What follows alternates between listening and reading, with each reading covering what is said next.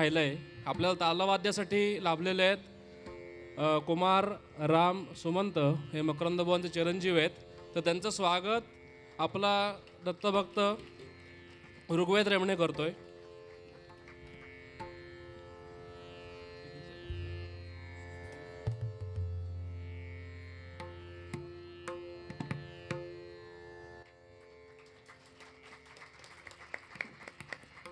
धन्यवाद.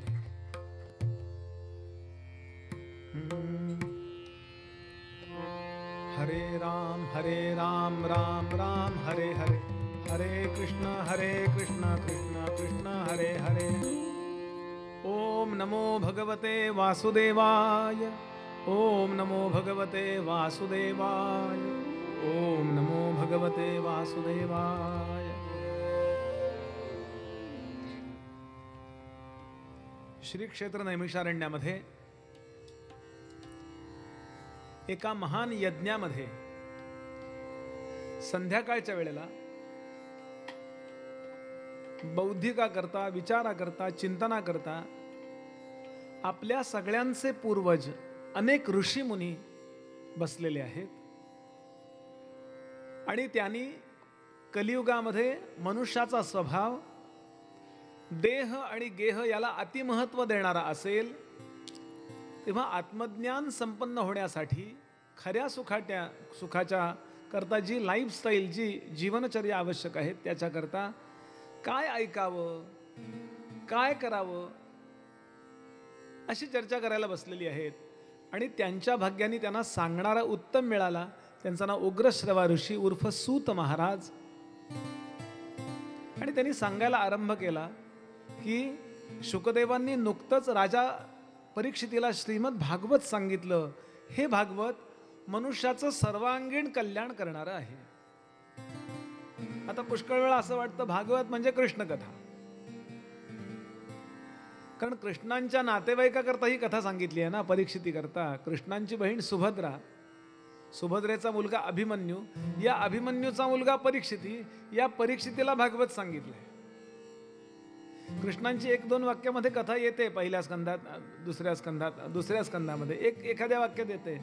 पण संपूर्ण भागवतामध्ये फक्त 10वा आणि 11वा थोडासा स्कंद, एवढी 1.5 स्कंदच कृष्ण कथा आहे. उरलेले बाकी 10.5 स्कंद इतर खूप विषयाला वाहिलेले आहेत. कसं होतं की भागवत म्हटल्यावर आपल्याला कृष्ण सोडून काही आठवतच नाहीये. कृष्ण आहेच मान, प्रश्नच नाहीये, लक्षात घ्याल. पण कृष्णांचं अंतःकरण काय आहे हे सांगणारं भागवत आहे. त्यांनी लोणी खाल्लं वगैरे हे जे आणि मडके फोडले, फक्त एक अध्याय आहे फक्त पूर्ण भागवतात. पण आम्ही कीर्तनकार प्रवचनकारांनी काय केलं, त्यातला एंटरटेनमेंटचा भाग जास्त वापरला. कृष्ण राधा नावाचं एक पात्र कोणीतरी घुसडलंय. परत भागवतात कुठेही राधा नाहीये. शुद्ध भागवत ऐकायचं असेल तर काय, हे मी सांगतोय आपल्याला. बरं, शुद्ध. अनेक भागवतकारांतर भागवताचं आमचे गुरुजी सांगता एक ऑर्केस्ट्रा करून टाकलेला आहे. ऑर्केस्ट्रा म्हणून जरूर ऐका, ते चांगलंच आहे, पण भागवताचा ऑर्केस्ट्रा होता कामा नये. एक छान छोटस, एक मौल्यवान असं एक मार्गदर्शन त्या स्वरांचं असावं, एवढंच ठीक आहे. पण धांगडधिंगा मध्येच उभं राहून नाचायचं नाही तर मग भागवत कळणार नाही आपल्याला, असं सांगणं चाललंय. बरं, नाही तर आपल्याला वाटेल मी टीका करतोय. अजिबात नाही. त्याकरता मला एक शब्दही खर्च करायची इच्छा नाही, गरजही नाही, त्याचा उपयोगही नाही. असं ते भागवत जे शुकदेवांनी राजाला सांगितलं ते तुम्ही सगळ्यांनी ऐकावं असं मला वाटतं. आणि ऐका एक कथा. वाटलं सरळ कर तुझ्याकडे. एक गंमत झाली, म्हणजे थोडी मजेशीर गोष्ट झाली की नारदांचा चेहरा कधी पडलेला नसतो, पण असा चेहरा पडलेल्या अवस्थेत त्यांनी आपल्या थोरल्या भावांना सनक सनंदन आणि ऋषींना नमस्कार केला आणि लगेच प्रश्न विचारला त्यांनी, तुमचा चेहरा तुमच्याकडं, मला काय करायचंय? असं नाही, संतांना असं नसतं. सध्या आपल्याला कसं झालंय, आपल्याला काय करायचं जाऊ दे तिकडं. विवेकानंदांचं वाक्य आहे. स्वामीजी म्हणायचे, सध्या समाजाला एक रोग झालेला आहे, मला काय त्याचं. हमासचं आणि इस्रायलचं युद्ध चाललंय, मला त्याचं काहीतरी वाटलं पाहिजे. मी त्यात करू काय शकतो सोडून द्या, पण मला वाईट तरी वाटलं पाहिजे ना हो.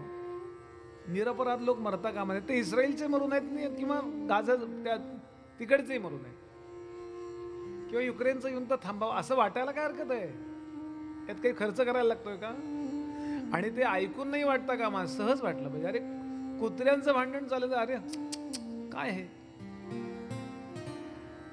आणि ही भूतदया हेची भांडवल संता. संतांचं भांडवल काय? दाढीन गळ्यातल्या माळा हे संतांचं भांडवल नाहीये. तर भूतदया हेची जगात सगळ्यांचं कल्याण व्हावं असं त्यांना तळमळीने वाटतं नव्हे, ते तसा प्रयत्न करतात. अवघाची संसार सुखाचा करीन, ज्ञानोबांनी घेतलेली प्रतिज्ञा आहे. आनंदे भरीन तिन्ही लोक. आपण आपला एकट्याचा संसार सुखाचा करीन फेसबुकवर टाकून बघा सकाळी स्टेटसला.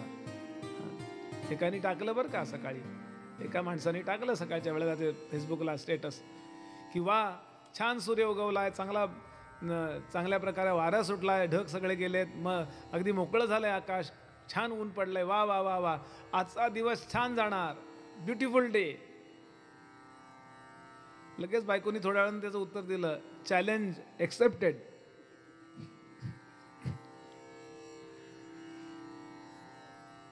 मी विनोद करत नाहीये, ज्ञानोबांचं धारणा सांगतोय. नारद म्हणाले, होय माझा चेहरा पडलाय, माझा चेहरा पडलाय, पण कशा करता पडलाय? नीट ऐका आता. संतांना तळमळ कशाची वाटते? नारद म्हणाले, मी खूप जग फिरलो, अहंत पृथ्वीं यातो ज्ञात्वा सर्वोत्तमामिति, पुष्करंच प्रयागंच काशीं गोदावरीं तथा, हरिक्षेत्रम कुरुक्षेत्रम श्रीरंगम सेतुबंधनम एवमादिषु तीर्थेषु भ्रममाण इतस्ततः.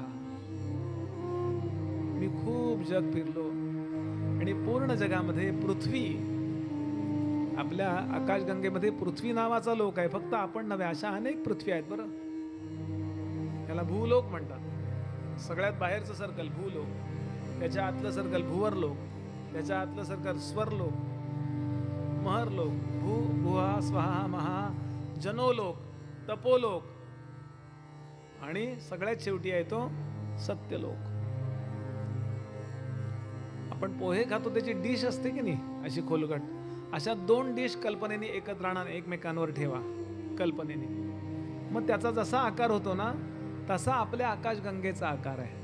अंदाजाने फुगलेली पुरी असा आकार आहे आपल्या एका गॅलेक्सीचा.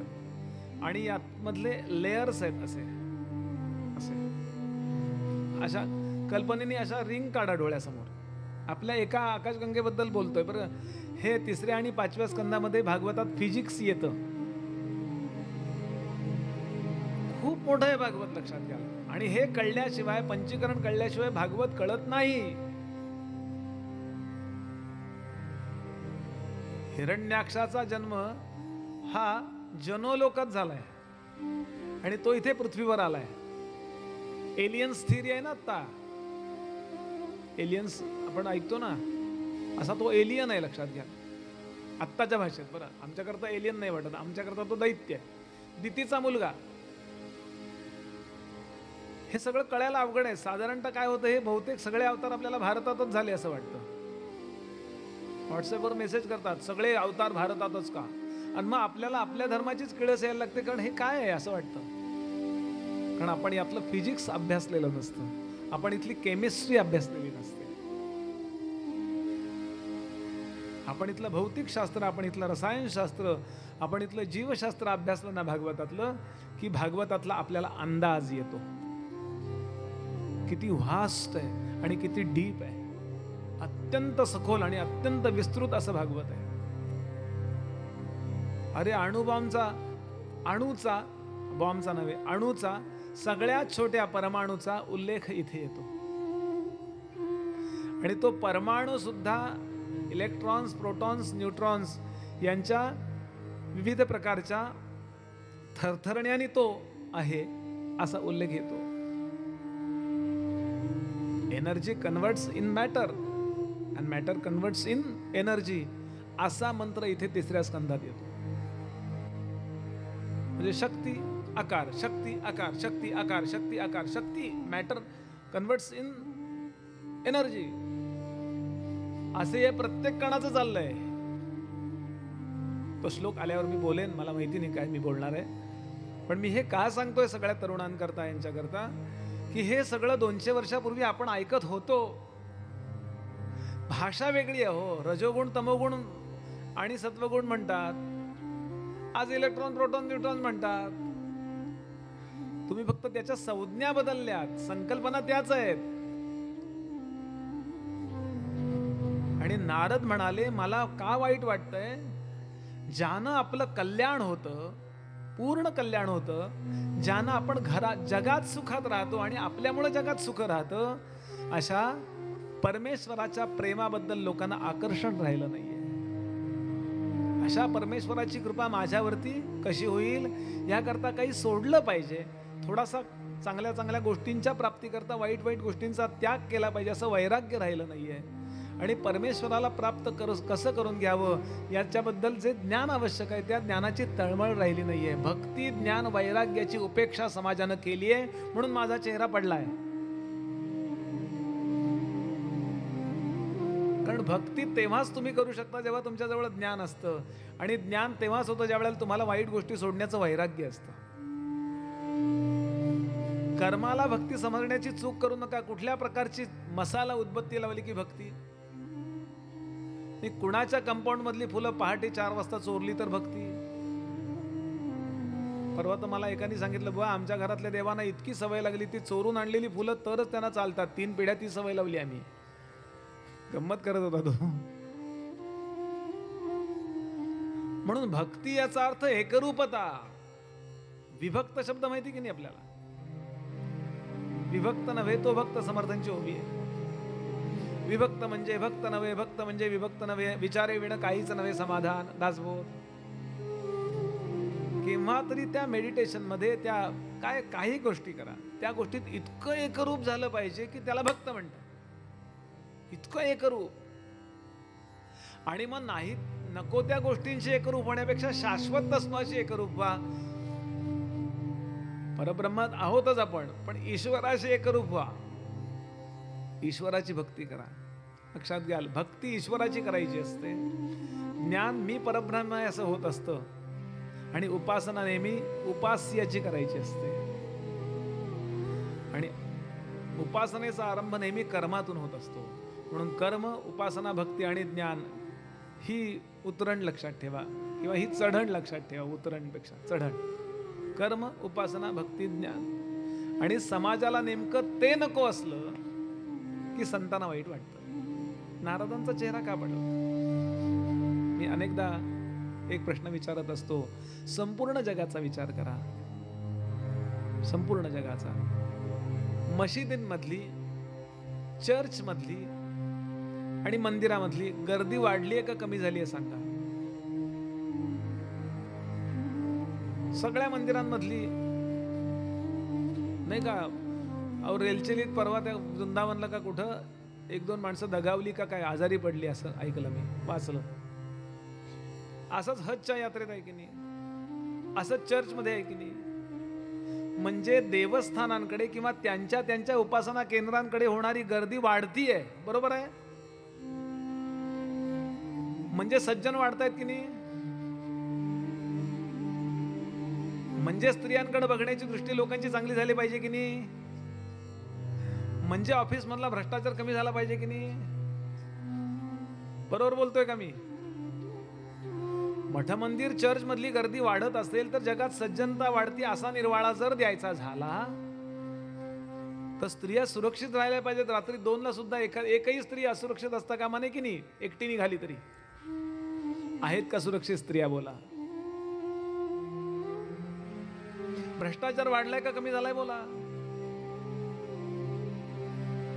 म्हणजे याचा अर्थ असा, गर्दी करणारी मंडळी मंदिरामध्ये किंवा काय आता म्हणलो त्या सगळ्या प्रार्थना स्थळामध्ये सज्जनतेच्या नावाखाली नुसते तिथे येत आहेत, प्रत्यक्षात त्यांच्यात तो बदल होत नाही जो अपेक्षित आहे. म्हणजे भक्तीत काहीतरी चुकतंय. काय चुकतंय? ज्ञान आणि वैराग्य नाही, हे चुकतंय. हे भागवत सांगतंय. बेसिक फंडामेंटल्स आहेत ही. मी मंदिरात येतो म्हटल्यावर दत्तप्रभू बरोबर उभं राहिलं समोर, की मला दत्तप्रभूंसारखं वाटलं पाहिजे की या जगात सगळ्या स्त्रिया माझ्या माता आहेत, माझी पत्नी सोडून बाकी सगळ्या स्त्रिया माझ्या माय बहिणी आहेत, असं वाटायला पाहिजे की नाही. मी दत्त मंदिरात येतो, त्याला अभिषेक करतो, त्याचा मी सरळ अर्थ असा, मी कधी ऑफिसमध्ये 1 रुपयाचाही भ्रष्टाचार करणार नाही, वाटलं पाहिजे की नाही. तर त्या मंदिरात याला किंमत आहे ना. आणि नारद महाराज सांगतात, म्हणून मला वाईट वाटतंय. हे ऐकलं आणि नारदांच्या डोळ्यातनं अक्षरशः पाणी वाहत आहे हो, की कलियुगामध्ये अहो तो कोण आफताब का कोण तो मुलगा, पालघर श्रद्धा प्रकरण कुठेतरी नमाज पढत असेल ना, बोला. मला जातीवाचक बोलायचं नाही, मला हे फक्त कर्मवाचक बोलायचं. आपण ज्याला नमस्कार म्हणतो त्याला ते नमाज म्हणतात. आपल्याकरता आईबापांची भांडूंची मुलगी श्रद्धा नावाची आपल्यावर पळून आली, जिनं त्याच्याकरता जीवन अर्पण केलं, तिचे 35-36 तुकडे करण्यापर्यंत तो खाली उतरला. हे अल्लाह परवरदिगार शिकवेल? सांगा बरं. नाही शिकवणार. याचा अर्थ त्याच्या मशिदीत जाण्यात काहीतरी चुकतंय. तो मशीद गेल्यावर इतका सज्जन झाला पाहिजे की त्यानं तिला समजावून सांगितलं पाहिजे, असं वाग, तू जर माझ्याकरता जीवन अर्पण केलंय तर आपण एकमेकांशी प्रामाणिक राहिलं पाहिजे. म्हणून मी नेहमी सांगतो की भागवत हा युनिव्हर्सल ग्रंथ आहे. कुठल्याही जातीच्या माणसानं तो वाचावा. एखाद्या मुसलमानाने जरी भागवत प्रामाणिकपणानं वाचलं तरी सुद्धा त्याला सज्जन मुसलमान बनवण्याचं सामर्थ्य आहे भागवतात. इथे हिंदू शब्द कुठे आलेला नाही, इथे मुस्लिम कुठल्याही जातीवाचक शब्द आला नाहीये, इथे वृत्तीवाचक शब्द आले आहेत, कर्मवाचक शब्द आले आहेत. बरं, आत्ता 50साठी ओलांडली त्यांनी लहानपणात, आहे त्याला स्पेशल क्लास लावलाय, ढ आहे तो. आता उलट झालंय बघा. वर्गात एकाग्रतेने शिकवतातही शिक्षक आणि शिकतातही, आणि चांगले मार्क पडायचे, आणि जे पडायचे ते इतके मेहनतीच्या 50-60 मार्क म्हणजे खूप झाले. आता 99 पॉईंट अमुक. अहो गरीबाची 3-3 मुलं पास होतील तेवढ्या. तो वर्गात एकाग्रता पास, तसं भागवतात एकाग्रता पास. नाहीतर महाराज म्हणायचे, मी ना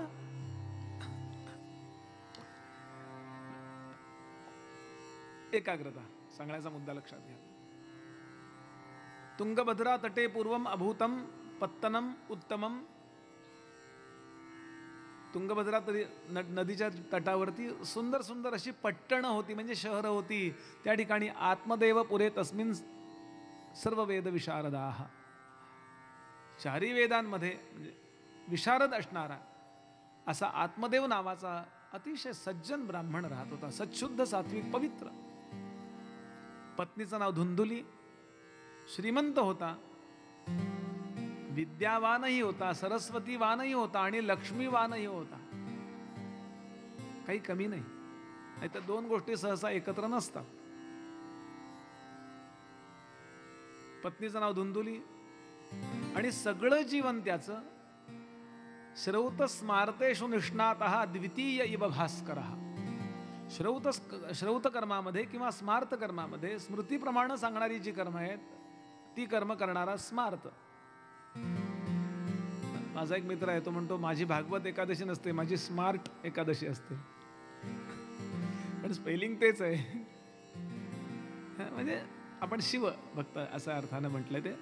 पण दोन्ही वेदामध्ये तो दोन्ही गोष्टीमध्ये तयार होता. एखाद्याकडे श्रौत कर्म, अप्रतिम कर्म, जी पूजा मांडेल, अमकं दमकं मंत्र म्हणेल, सगळं त्या यजमानाकडून सगळं व्यवस्थित, सगळं एकही गोष्ट कमी न ठेवणारा, जीव लावून ते कर्म करणारा, यजमानाला समजावून सांगणारा.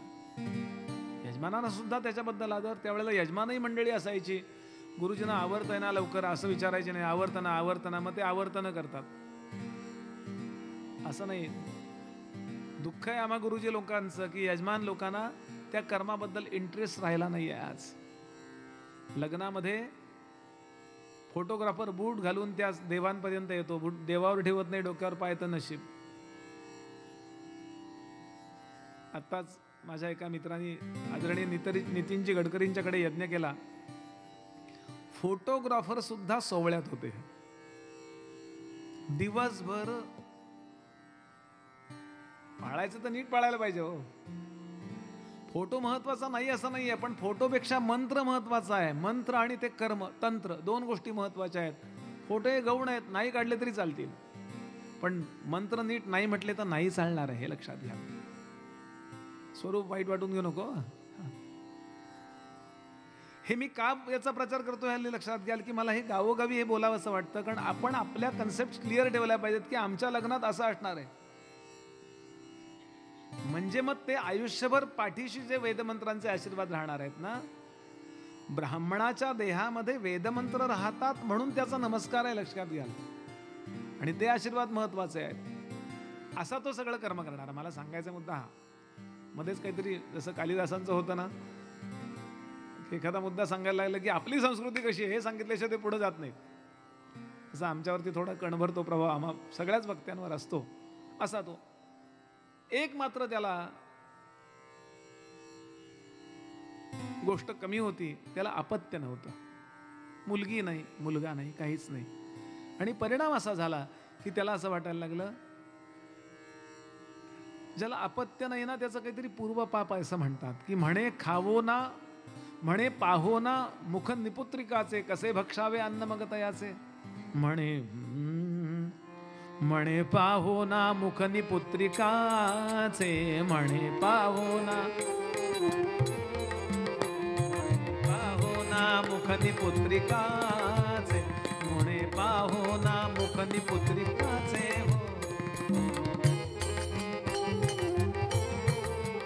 कसे भक्षावे अन्न मग तयाचे, कसे भक्षावे अन्न मग तयाचे. उदरी नाही, उदरी नाही, उदरी नाही, उदरी नाही संतान देव देवा. उदरी नाही संतान देव देवा. पूर्वजन्मी, पूर्वजन्मी घडली न तुझी सेवा. पूर्वजन्मी घडली न तुझी सेवा, तुझी सेवा, तुझी सेवा.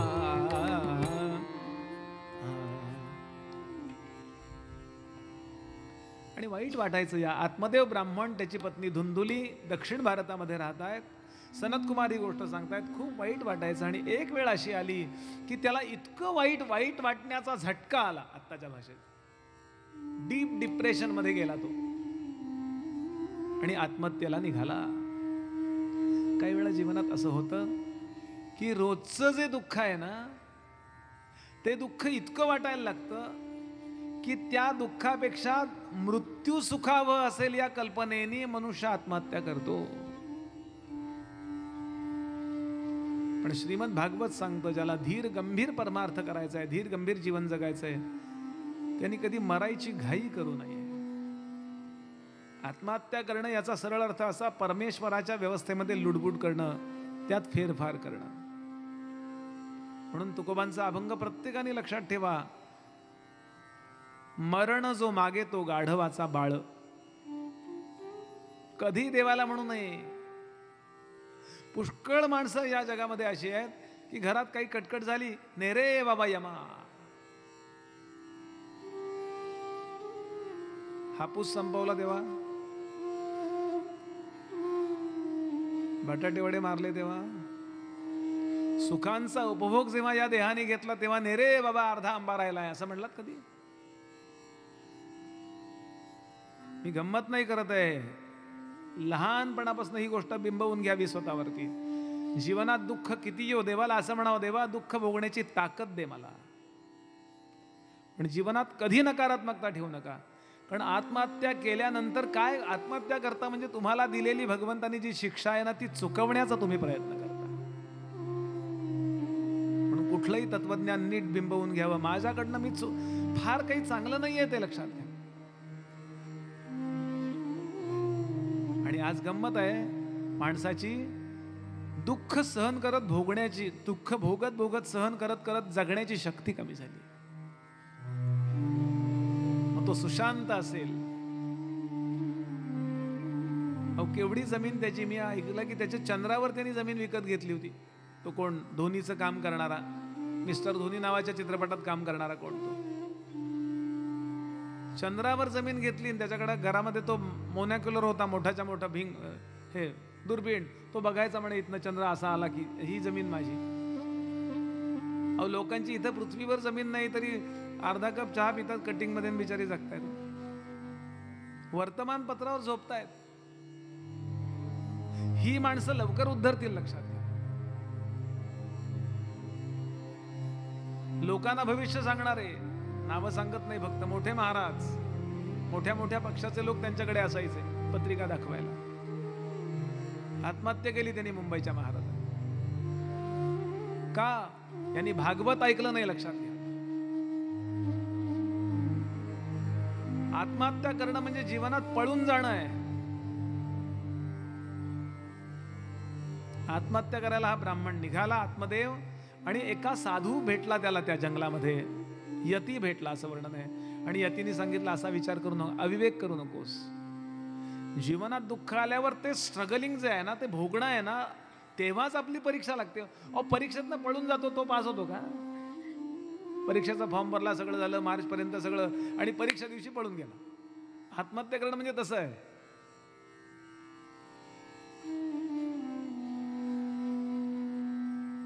त्या साधूंनी त्याला उपदेश केला आहे, अरे वेड्या, आत्महत्या काय करतोयस? आत्महत्या करू नकोस, उलट थांब थांब बरं, तुझ्या कपाळावर बघू. आम्ही ही विद्या वापरत नाही कधी, पण अगदी मरायला टेकलास म्हणून वापरतो. बघू, आपलं ज्योतिष असतं ना, ते इथे लिहिलेलं असतं सगळं, आणि म्हणून रोज नाम लावायचं आहे, म्हणजे त्यातला दोष जातो. त्या नामात, त्या भस्मात, त्या कुंकवामध्ये, त्या चंदनामध्ये अशी ताकद आहे, तो क्लीन करतो, ते शांत करतो. भस्म असेल तर त्यातलं वाईट गोष्टी भस्म करतो, चांगल्या गोष्टी भस्म करत नाही. कुंकू लावलं की तिथे शक्ती येते आपल्या प्रारब्ध भोगण्याची. बुक्का लावला की पांडुरंग, प्रत्येक गोष्टीत काही हे आहे, लक्षात घ्या. चंदन लावलं की शीतल होतं प्रारब्ध, म्हणून हल्ली काही लावत नाहीत लोक. नको म्हणले, आम्ही आपलं प्रारब्ध भोगून संपवू. फार प्रॅक्टिकल झालेत लोक. आणि आपलं भविष्य आपल्याला दिसत नाही, कारण आपल्या कपाळावर असतं. ते म्हणलं आरशात उलट दिसतं. आता 24 साली मीच पंतप्रधान असं किती लोकांना कपाळावर दिसतंय, 22 आणि असे लोक, सगळे लोक एकत्र आलेत. विनोद करण्याचा हेतू नाही आहे. ज्योतिषी, मला काय सांगायचं की त्यांनी ज्योतिष पाहिलं आणि सांगितलं, बाबा रे, आत्ताच नव्हे, इथून पुढे 7 जन्म तुला काही होणार नाहीये, दर जन्मी आत्महत्या करणार का? समर्थांची ओवी आहे दासबोधातली, प्रतिजन्मी आत्मघात कोणे करावे गणित. म्हणून संन्यासे सर्वथा सुखम. या जगात सगळ्यात सुखी कोण? ज्याचा प्रपंच आरंभच झाला नाही, तो सगळ्यात सुखी आहे. श्री गोंदवलेकर महाराज म्हणत असत, कलियुगात सगळ्यात भाग्यवान तो ज्याला मुलबाळच नाहीये. आता असलेलं काय करायचं? याचा अर्थ असा की केव्हा तरी खऱ्या अर्थानं निवृत्त व्हावं असं म्हणायचं त्यांना. वेणास्वामी जेव्हा समर्थांना पहिल्यांदा भेटल्या, 17 वर्षाची मुलगी होती, 10 वर्षाची असताना, मिरजेच्या वर का मेणाबाई, आपल्या इथनं जवळ आहे, 10 वर्षाच्या असताना विधवा झाल्या आणि 7 वर्ष नाथांचं भागवत वाचतायत. अशा भिक्षेला आले समर्थ, आणि असे मस्त भव्य रूप, अतिसुंदर दीक्षा, असे छान, आणि समर्थ दारामध्ये आलेत आणि खणखणीत आवाजात जय जयकार केला. समर्थ म्हणजे अहो इन्स्पिरेशनचा, प्रेरणांचा पुतळा आहे. सगळ्या प्रेरणा एकत्र, व्यायामाची प्रेरणा, कवित्वाची प्रेरणा, तपश्चर्येची प्रेरणा, राष्ट्रकार्याची प्रेरणा. हा, जय जय रघुवीर. आणि श्लोक म्हटला, असे हो जया अंतरी भाव जैसा, वसे हो तया अंतरी देव तैसा, अनन्यास रक्षितसे चाप पाणी, नुपेक्षी कदा रामदासाभिमानी. जय जय.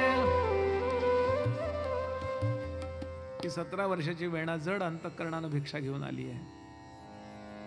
समर्थ असा साधू आहे की त्याला काही पाहिजे म्हणून भिक्षा मागत नाही आहे, लोकांना देण्याची सवय राहावी म्हणून भिक्षा मागतो. अहो, महाराष्ट्राचा राजा, अख्खी महाराष्ट्राची सनद ज्यांच्या चरणावर वाहतो भिक्षेमध्ये, आणि समर्थ सांगतात बस दिलीस ना मला, आता रामाची म्हणून सांभाळ, मला नको काही. म्हणून शुकासारिखे पूर्ण वैराग्य ज्याचे, काही नको. समर्थ असे आहेत की प्रत्येकाच्या चेहऱ्यावरचं दुःख पाहत आहेत, आणि कोणी दुःखी नसावा म्हणून वेणेकडे पाहिलं. आणि समर्थांचं वाक्य आहे, वेणे, या जगात फार कमी भाग्यवान लोक असे असतात ज्यांचा संसार इतक्या लवकर संपतो. याचा उपयोग करून घे, आणि एक काम कर बाळा, एक काम कर, आपत्तीचं इष्टापत्तीमध्ये रूपांतर कर, रामाचं दर्शन घे आणि मगच थांब.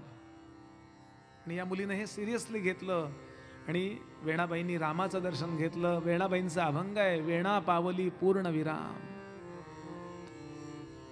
शरण ही वेणा आत्मा रामा, पावली पूर्ण विराम. हा उपदेश केलाय त्या संन्याशानी. संन्याशी म्हणाला, काही काळजी करू नकोस त्याला, की तू भाग्यवान आहेस, तुला मुलबाळ नाहीये. संन्यासे सर्वथा सुखम, याचा लाभ घे ना. आपल्या जवळचं दुःख आहे ना त्याचं भांडवल करावं, आणि आपल्या जवळचं सुख आहे ना त्याचंही भांडवल करावं. श्रीमंतानं श्रीमंतीची भांडवल करून दत्त सेवा करावी, आणि गरिबानं गरिबीचे भांडवल करून दत्तप्रभूंसमोर रडावं. देवा, मला माझ्याकडं काही नाही रे तुझ्याकडं तुझ्यासाठी द्यायला, याने रडावं. आणि श्रीमंतानं, देवा किती दिलंयस रे माझ्याकरता, हे घे, तुझेची तुझला दिधले म्या तुझं काय. आणि एखाद्या कीर्तनकाराला काही येत नाही बिचारा, त्यानं विचार करावा, देवा मला खूप यायला पाहिजे रे, पण माझ्यासारखा कीर्तनकार, मी देवाला म्हणावं, देवा मला येत नाही रे, पण मला येत नाही ना, जशी बडबड करेन तशी तू माझी सेवा ग्रहण कर. एखाद्या विद्वानानं विद्वत्तेची सेवा करा, जे आपल्या जवळ आहे त्याचं भांडवल करावं.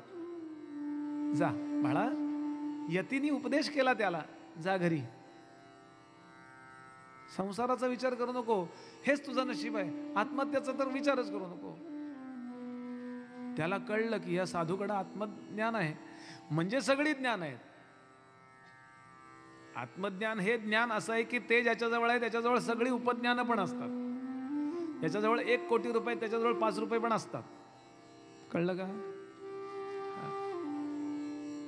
एक जण म्हणला, महाराज माझा म्हणला 15 लाख रुपये घरात बॅगेत पडलेले आहेत, पण मला आता इथे लाख रुपये भरायचे आहेत, पण माझ्याजवळ आता नेमका विसरलो मी घरी, तुमच्याकडचे लाख रुपये असतात द्यावं. त्याला 50 रुपये दिले, रिक्षा करून जा घरी घेऊन ये 15 लाख. बरं, लाख रुपये काय झालं पाहिजे तुला, पण रिक्षेला 50 रुपये कुठे झाले? कारण 15 लाख ज्याच्याजवळ त्याच्याकडे 50 रुपये नाहीत का रिक्षेला जाऊन यायला. आत्मज्ञान हे एकमेव ज्ञान असं आहे जगातलं की ते ज्याच्याजवळ आहे, बाकीची सगळी ज्ञान उपज्ञान आहेत होती, ही त्याच्याजवळ असणार, त्या यतीजवळ, संन्याशाजवळ. म्हणून आत्मदेव नावाच्या ब्राह्मणानं त्यांचे पाय धरले, सांगितलं, महाराज मला काहीतरी उपाय सांगा, मला मुलगा झाला पाहिजे असं काहीतरी तुम्ही सांगा, नाहीतर मी आत्महत्या करतो, आता तुम्हाला पाप लागेल. याला म्हणतात इमोशनल ब्लॅकमेल. म्हणून संत कोणाच्या भानगडीत पडत नाहीत, सगळे लांब लांब का राहतात विचार करा ना, कारण आपल्या मागण्यात संपत नाही. तो हे झालं की ते झालं की ते आहेच. तस्याग्रहम समालोक्य, त्याचा आग्रह पाहून फलमेकम सदत्तवान, एक फळ त्याला दिलं. थोडक्यात त्यात मंत्र टाकला. मंत्र याचा अर्थ भगवंताच्या या संपूर्ण व्यवस्थेला दिलेली कमांड, याला म्हणतात मंत्र. अगदी सोपी व्याख्या. आपण मंत्रच म्हणता ना, त्या हल्ली मंत्रच म्हणतात ना. मी नेहमी याला उदाहरण सांगतो. अनेकांच्या घरामध्ये गुगल असतं किंवा सिरी असते किंवा ते अलेक्सा असतं बघा. अनेकांच्या घरी अलेक्सा बुवाना फोन लाव, कॉलिंग मखऱ्यान भुवा. त्या मेलीला भारतातले रस्ते पण म्हणता येत नाहीत. नॉर्वेर थानाजे रोड, नरवीर तानाजी रोड. त्यानं खरं आमच्याकडे गडावर ट्रेनिंगला पाठवलं पाहिजे, मराठी उच्चार कसे असतात. असं गंमत सोडून द्या, पण तुम्ही तसं सांगितल्यावर बरोबर ती सिस्टीम ऐकते की नाही, असं होतं. तसंच ही सगळी मंडळी, वैदिक मंडळी असतील किंवा साधू संत मंडळी असतील, ते सांगतात त्या फळाला, त्यातल्या त्या मॅटरला एक ऑर्डर करतात की हे पोटात गेल्यावर हा बदल होऊ दे त्या शरीरात. DNA अहो आपल्या क्रोमोसोम्समध्ये योग्य तो बदल होतो आणि मूलबाळ होतं. अगदी हे लॉजिकल आहे. लक्षात, चमत्कार बिमत्कार काही नाही तिथे. आणि त्यानं ते घेतलं फळ आणि घरी आलं आणि बायकोला सांगितलं हे फळ का. आता त्याने जरा विचार करावा, तोडून व्यवस्थित खा, माझ्यासमोर खा म्हणायला पाहिजे की नाही. त्यानं ते दिलं गेला निघून उद्योगाला. कोणाला शब्द दिला होता तुमच्याकडे पूजेला, शब्दाला फार पक्के माणसं. गेला. आता हिनं विचार केला हे जर मी फळ खाल्लं आणि पोटात बाळ राहील तर माझा तारुण्याचा नाश होईल. असं ते श्लोक आहेत बरं. मॉडर्न मम्मी सारखी आहे ती. हल्ली नाही का, मला इथून बोलायला मर्यादा आहे पण हल्ली हे झालं. एका मुलीने परवा सांगितलं मी अजिबात लग्न करणार नाही, माझ्या मुलांनाही करू देणार नाही.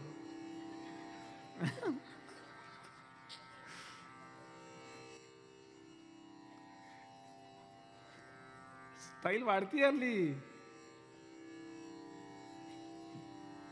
त्या अपर्णाताईंचं व्याख्यान आहे याच्यावरती, युट्यूबवर आहे उपलब्ध. बरं असो, मला सांगायचा भाव असा, ती म्हटली मी बोलबाळ होऊ देणार नाही. तिनं घरातल्या गाईला घालून टाकलं फळ.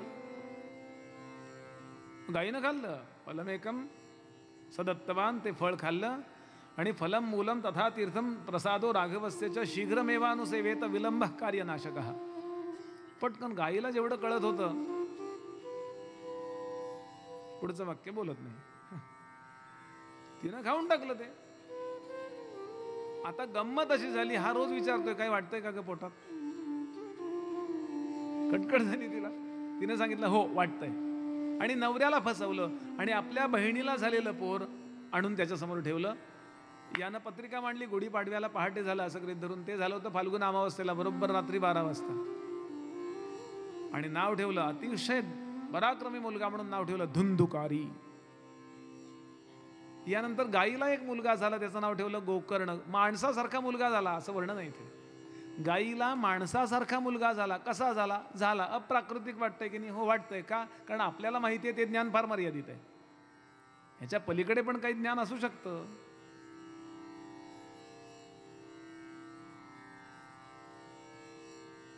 एक पुस्तकाचं नाव सांगून ठेवतो, जमलं तर वाचा.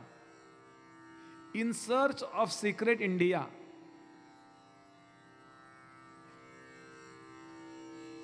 In search of secret India. Paul ब्रंटनचं पुस्तक आहे. म्हणजे कितीतरी गोष्टी या चमत्कारात असतात. चमत्कार म्हणजे त्यातलं लॉजिक कळत नाही आपल्याला.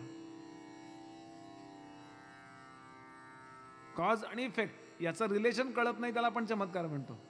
कारण काय आणि परिणाम काय याचा संबंध आपल्याला जोडता जेव्हा येत नाही तेव्हा आपण त्याला चमत्कार म्हणतो. म्हणजे विज्ञान आपण, म्हणजे आजचं जे सायन्स आहे ते चमत्कार म्हणतं. नाही काय, एखाद्याला काहीतरी रोग होतो, एखाद्याला काहीतरी वेगळंच होतं आणि डॉक्टरना विचारायला गेलो ना आपण, असं कसं काय झालं? ते म्हणले 2 लाखात एकाला होतं. हे काय उत्तर आहे? 50 लोकात काय एकाला होत नाही सांगा? नाही म्हणे आमचा अभ्यास आहे. अभ्यास नाही आहे तुम्हाला, नाही आहे अभ्यास हे तुम्ही सांगताय. तुम्हाला माहिती आहे डॉक्टरांबद्दल मला बोलायचं नाही बरं. मला त्या सायन्स याचा अर्थ काय? आपले सिद्धांत खोटे ठरवतो त्याला सायन्स म्हणतात. ते निश्चित उपयुक्त आहे. आता मी आपल्यासमोर बोलतो ही सायन्सनं केलेल्या प्रगतीचा परिणाम आहे. त्याबरोबर हेही लक्षात ठेवलं पाहिजे की सायन्सला सगळं कळलेलं नाही आहे अजून, हे कळलं पाहिजे. काही शक्य आहे, अघटित घट काहीही शक्य आहे.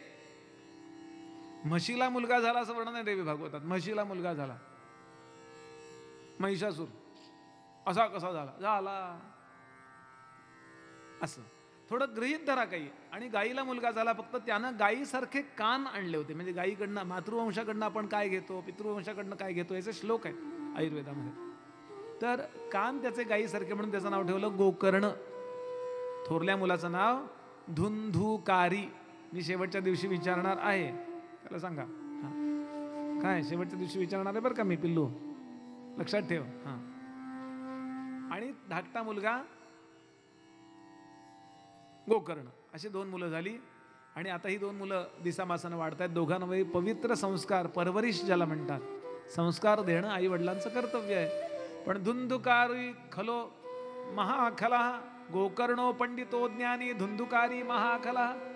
गोकर्ण पंडित झाला, गावातली विद्या शिकला, बाहेर जाऊन काशीला जाऊन उच्च विद्या विभूषित झाला. पण हा धुंधुकारी मात्र आमच्या महाराजांच्या भाषेत षडाक्षरी पंडित झाला, 6 अक्षरी पंडित, काही येत नाही. येन बरं दिला, काही येत नाही. आता काही ज्याला येत नाही ना, तो समाजाकडनं धिक्कारला जातो, आणि धिक्कारला गेला की त्याच्यामध्ये इन्फिनिटिव्ह कॉम्प्लेक्स येतो, एक न्यूनगंड येतो. न्यूनगंडाचा परिणाम तो अजून चुका करतो, अजून चुका केल्याचा परिणाम समाज त्याचा अजून अपमान करतो.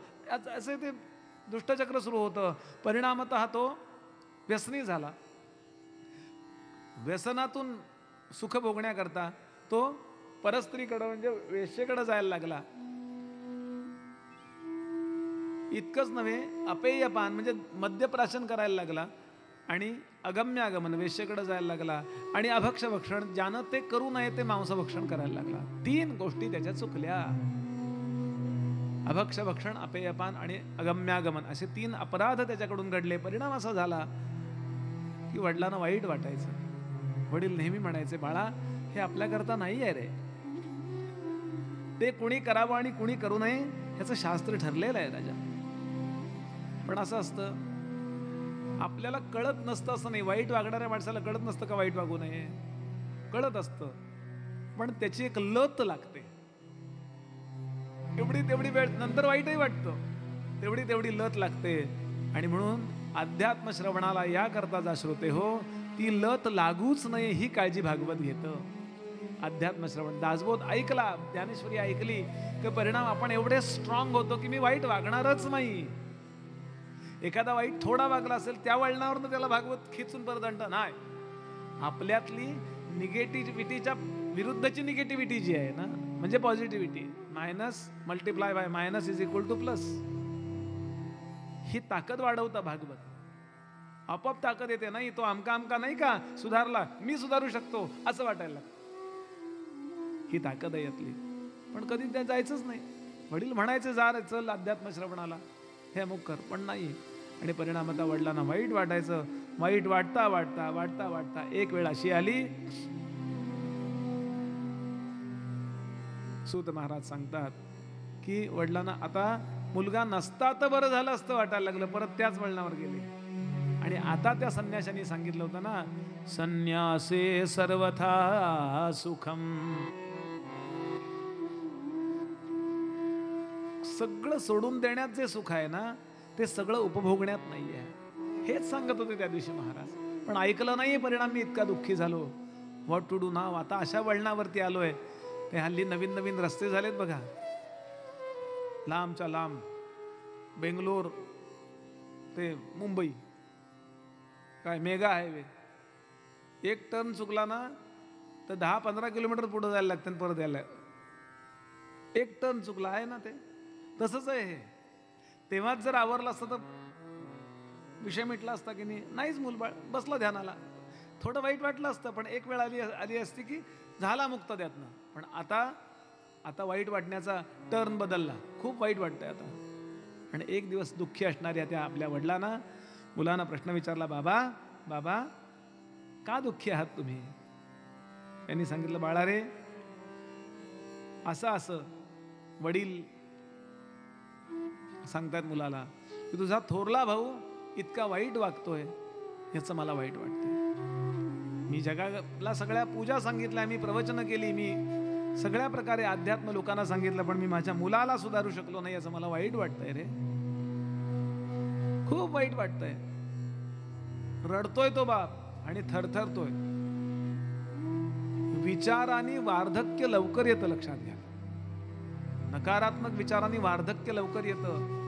महाभारतात वर्णन आहे, 18 दिवसात अत्यंत सुंदर असणारी द्रौपदी, अत्यंत सुंदर, सगळ्या जगात सुंदर असणाऱ्या रुक्मिणी द्रौपदी व्यक्तिमत्व सांगितली आहेत. फक्त 18 दिवसाच्या युद्धामध्ये ती 84 वर्षाची दिसायला लागली होती, म्हातारीसारखी.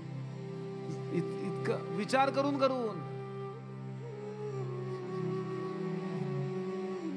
आणि वडिलांना या मुलानं केलेला उपदेश इथे आहे. गोकर्ण उवाच. गोकर्ण सांगतो, बाबा मी सांगू तुम्हाला, देहे स्थिमांस रुधिरे अभिमतिम त्यजत्वं जाया सुता दिशु सदा ममता विमुंच पश्यानिशं जगदिदं क्षणभङ्गनिष्ठं वैराग्य रागरसिको भवभक्तिनिष्ठः।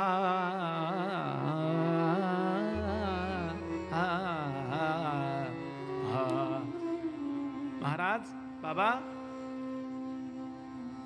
देह म्हणजे काय? हाडांचा सांगाडा, त्याच्यावर चिखल लिंपावा असं लिंपलेलं मांस, त्याच्यावरती कातडीचं वरचं आवरण आणि इकडून तिकडं रक्ताभिसरण होण्याकरता असणाऱ्या रक्तवाहिन्या, पाहण्याची व्यवस्था म्हणून डोळे, ऐकण्याची व्यवस्था म्हणून कान, चेतना धारण करणारा हा संघात आहे ज्ञानेंद्रिय कर्मेंद्रियांचा, संघातच चेतना धृती गीता.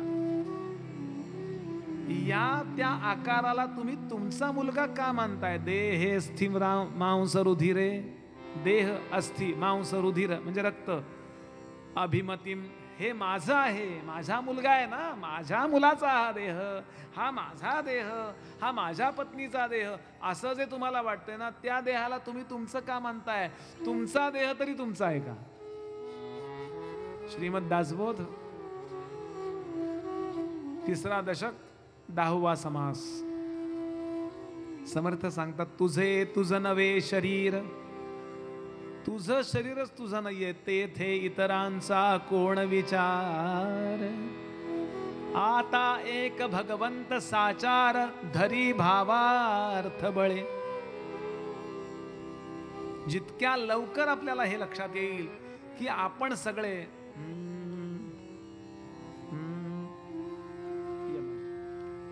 आपण सगळे एकत्र आलोय ना, हे प्रारब्धाच्या अनेक लाटा एकत्र आल्या, एक लाट इकडून आली, एक लाट इकडून, आणि मग सगळे तसं मोठाच्या मोठा सागर असतो आणि अनेक तरंगणाऱ्या गोष्टी असतात. प्लास्टिकच्या बाटल्या असतात हल्ली, अमुक असतं जे बुडूच शकत नाही म्हणून तरंगतंय, आणि असं सगळ्याचा म्हणून एक ग्रुप होतो बघा. रामरायांनी वाल्मिकी रामायणामध्ये भरताला समजावून सांगताना ओंडक्यांचा, लाकडांचा उल्लेख केलाय. 2 ओंडक्यांची होते सागरात भेट, 2 ओंडक्यांची होते सागरात भेट. एक लाट तोडी दोघा पुन्हा नाही गाठ, एक लाट तोडी दोघा पुन्हा नाही गाठ. क्षणिक तेवी आहे बाळा मेळ माणसांचा, क्षणिक तेवी आहे बाळा मेळ माणसांचा. पराधीन आहे जगती पुत्र मानवाचा, देह दोष ना कोणाचा. आपण सगळे अनेक दिवस एकत्र राहतो, ते फार मोठ्या या जगाच्या भवसागरामध्ये प्रारब्धाच्या लाटेने आपण सगळे जीव एकत्र येतो वेगवेगळ्या देहामध्ये. आपल्या घरात मांजर असतं, कुत्रा असतं, अमुक असतो, हे सगळे एकत्र राहतात. पण दुसरी प्रारब्धाची लाट येते आणि पुन्हा कधी न भेटण्याकरता आपण डिस्पर्स होतो, विखुरले जातो. हे वास्तविक आपलं जीवन आहे बरं. हे फक्त वडिलांना मुलगा सांगतोय नाही, हे सगळ्यात त्याला अल्टिमेट म्हणतो ना, सर्वोत्तम, याच्या पलीकडे फिलॉसॉफीच नाहीये. इतकी गोष्ट कुठली जीवाला लावून घेऊ नये की जी आपल्या प्रगतीला आड येईल. वाईट तर वाटतच, कारण आपल्या इन्व्हॉल्वमेंट्स असतात एकमेकांच्या मध्ये ना. एकमेकांकरता आपण काही केलेलं असतं, त्यांनी आपल्याकरता काही केलेलं असतं, ते राहणारच. पण तरी आपण स्ट्रॉंग व्हावं, कारण आपलं कल्याण महत्वाचं. लक्षात घ्याल, आपल्या इमोशन्स महत्वाच्या नाही आहेत, आपल्या भावना महत्वाच्या नाही आहेत, आपलं कल्याण महत्वाचं. आणि ते कल्याण यातच आहे की योग्य त्या वेळेला योग्य ती गोष्ट विसरून शो मस्ट गो ऑन. फार महान व्हायचा विचार करावा. आत्ताचा विचार करू नका, 10 जन्मानंतरचा विचार करा. 2-5 वर्षाचा संकीर्ण विचार नका करू. असं तो सांगतोय बाबांना. आणि वडिलांना याच उपदेशाची गरज होती. कडकडून तहान लागली ना, तर एक बूचभर पाणी सुद्धा आपल्याला इथून ओलावा यायला पुरतं. कडकडून भूक लागली असेल तर एक बिस्किटचा पुडा कपभर चहा सुद्धा आपल्याला आधार देतो. असं कडकडून त्याला ज्ञानाची तहान लागली होती. इतका दुःखात होता तो आत्मदेव ब्राह्मण. आणि गोकर्णाने एवढं सांगितल्यावर त्याला इतकं बरं वाटलं. त्या रात्री तो घरातनं कायमचा निघून गेला आणि श्रीमद भागवताच्या अभ्यासानं उद्धरून गेला. सांगतात यानंतर हा मुलगा धुंदुकारी आपल्या आईला मारहाण करायला लागला. तिच्या अंगावरचे चांगले चांगले दागिने, श्रीमंत होता ना बाप, चांगले चांगले दागिने ओरबाडून घ्यायचा, चांगली अंगठी काढून घ्यायचा आणि त्या वेश्येला नेऊन द्यायचा. ती म्हणायची, वा छान तुम्ही मला आणून दिलात, आता तुम्हाला आनंद होईल अशी मी सेवा एक रात्रभर करीन एका अंगठीच्या बदल्यात. कसा परवडणार सांगा. माऊलींची ओवी आहे, कैसे ते पण्य वधूचे प्रेम. विकल्या जाणाऱ्या स्त्रीचं आपल्यावर प्रेम असतं का पैशावर प्रेम असतं? पण्य वधू, पणन म्हणजे विक्री करणं, विकलं जाणं किंवा विक्री करणं. पण्य वधू, वेश्येला शब्द वापरलाय ज्ञानोबाने. कैसे ते पण्य वधूचे, किंवा उलटही ज्याचं धनावर प्रेम आहे त्याचं थोडीच आपल्यावर प्रेम असतं. एक दिवस त्या आईनं आत्महत्या केली. त्याला आनंद झाला, आता कटकट नाही, आणि म्हणून त्यानं घरी 5 वेश्यांना आणून ठेवलं. 1 नव्हे 2 नव्हे, गावातल्या 5 वारांगणांना आणून ठेवलं. आणि त्याने सांगितलं, माझ्याशी प्रामाणिक राहा, तुम्हाला जेवढं काय मिळतं तेवढं एकटा मी देईन. आणि त्यांचं पोट भरायला चोऱ्या माऱ्या करायला लागला. एक दिवस इतकी चोरी केली, सनत कुमार सांगतात, की त्या चोरीचा परिणाम असा झाला की त्याला धरायला राजाचे शिपाई निघाले. ते सगळं धन घेतलं या 5 जणींनी. आणि परागंदा होण्यापूर्वी, पळून जाण्यापूर्वी या 5 जणींनी त्याला त्या मंचकावर बांधलं, ज्या मंचकावरती हा त्या 5 जणींबरोबर सुरत भोग करत असे. त्याच 5 जणींनी त्याला बांधलं आणि त्याला जाळून मारून टाकलं. श्री तुकाराम महाराजांचा अभंग आहे. महाराज म्हणाले, ही कथा केवळ धुंदुकारीची समजू नका. या देहामध्ये फक्त 5 जणींचं पोट भरायला जो धन मिळवतो त्या प्रत्येक जीवाची ही कथा आहे. त्याच 5 जणी त्याला सरणावरती जाळून मारतात आणि निघून जातात. म्हणून देहाला आणि विषयांच्या भोगाला अवास्तव महात्मा देणाऱ्याचा शेवटी धुंदुकारी होतो. आणि जाळला त्याला, तो ओरडायला लागला तेव्हा त्याच्या तोंडावरती निखारे कोंबले त्यांनी, निखारे, आणि गळ्यावर जिभेवर अशी जाळला त्याला थोडक्यात, आणि निघून गेल्या. आणि त्याचं महाभयंकर पिशाच्च झालं. आणि ते पिशाच्च जेव्हा त्रास द्यायला लागलं, हे सगळं त्याला कळलं. त्या गोकर्णाला, तो काशीला होता ना, तो गयेला गेला. आपल्या आई करता श्राद्ध केलं. वडिलांचं माहिती नाही ते गेलेत की नाही म्हणून त्यांच्या करता नाही. त्यानंतर आपल्या भावाकरता श्राद्ध केलं. गयायाम पिंडदानश्च इति पुत्रस्य पुत्रता म्हटलंय. गयेवर जाऊन पिंडदान करणं हे वडिलांकरता, आई करता केलेलं उत्तम कर्म आहे, त्याला पुत्र म्हणतात. पुन नाम नरकात त्रायते इति पुत्रहा. पुन नावाच्या नरकातून तरुण पलीकडे नेतो, त्याला पुत्र म्हणतात. इंटरप्रिटेशन आहे बरं पुत्र शब्दाला. पुत्र म्हणजे सन नव्हे. पतनात त्रायते सा पत्नी. सगळ्या अर्थानं आपल्या पतीचं पतन होण्यापासून, खाली घसरण्यापासून त्याला सावरते, तिला पत्नी म्हणतात. पत्नी म्हणजे वाईफ नव्हे. पाती इति पती. आपल्या पत्नीचं सगळ्या अर्थानं रक्षण करतो, तिला पती म्हणतात. पत्नी म्हणजे, पती म्हणजे हजबंड नव्हे. प्रत्येक गोष्टीला आपल्याकडं निरुक्त आहे, इंटरप्रिटेशन आहे. असं का म्हणतात, हाच शब्द का, तसं पुत्र. आणि असा घरी आला, घरी आला आणि महाभयंकर असं अमावस्या होती, ते पिशाच्च प्रगट झालं. धुराच्या रूपात ही प्रगट होतात, लक्षात, धुरासारखी. त्याला असा सॉलिड आकार नसतो, म्हणजे असं कळक दिसतोय किंवा असं काही पण असं धरता येतं ना, असं नाही. असं धुराला धरता येतो का? म्हणजे हातात सापडत नाही. धुराला हात लागेल आपला, पण त्याचा स्पर्श नाही होत आपल्याला.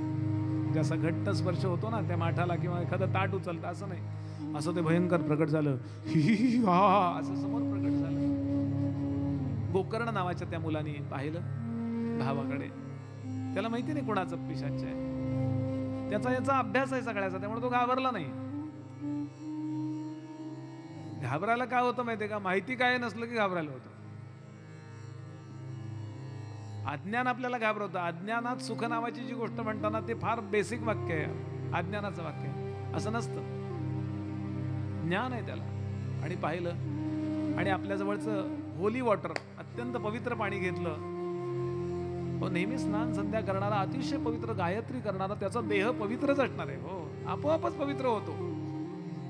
आणि ते पाणी त्याच्यावर फाडकन असं अंगावर टाकल्यावर त्याला वाणी आली, कारण ते पवित्र पाणी त्याच्या अंगाला लागलं ना. जाताना वाणीवरती आघात झाला होता, त्यामुळे बोलताच येत नव्हतं त्याला. तो फक्त घाबरवायचा आणि बोलायला लागला.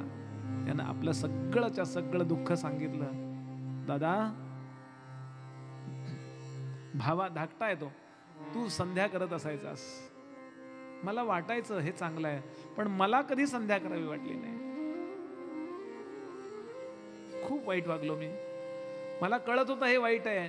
न जानामी जानामी धर्मम नहि मे प्रवृत्ती, जानामी अधर्मम नच मे निवृत्ती. दुर्योधनाच्या मुखातला श्लोक आहे महाभारतातला. धर्म अधर्म मला कळतात, पण मला प्रेरणाच अधर्माची होतीये. त्याला मी काय करू, असा चुकत गेलो, माझा उद्धार कर रे. आता मला देह मिळत नाहीये, खूप खावंसं वाटतं, पण देह नाहीये माझ्याजवळ. पिशाच्याचा अर्थ लक्षात घ्याल, इच्छाशक्ती खूप उरली आहे पण देह मिळत नाहीये, अशा स्थितीत अडकलेला तो जीव, याला पिशाच्य म्हणतात. याच्या एकूण 36 जाती आहेत.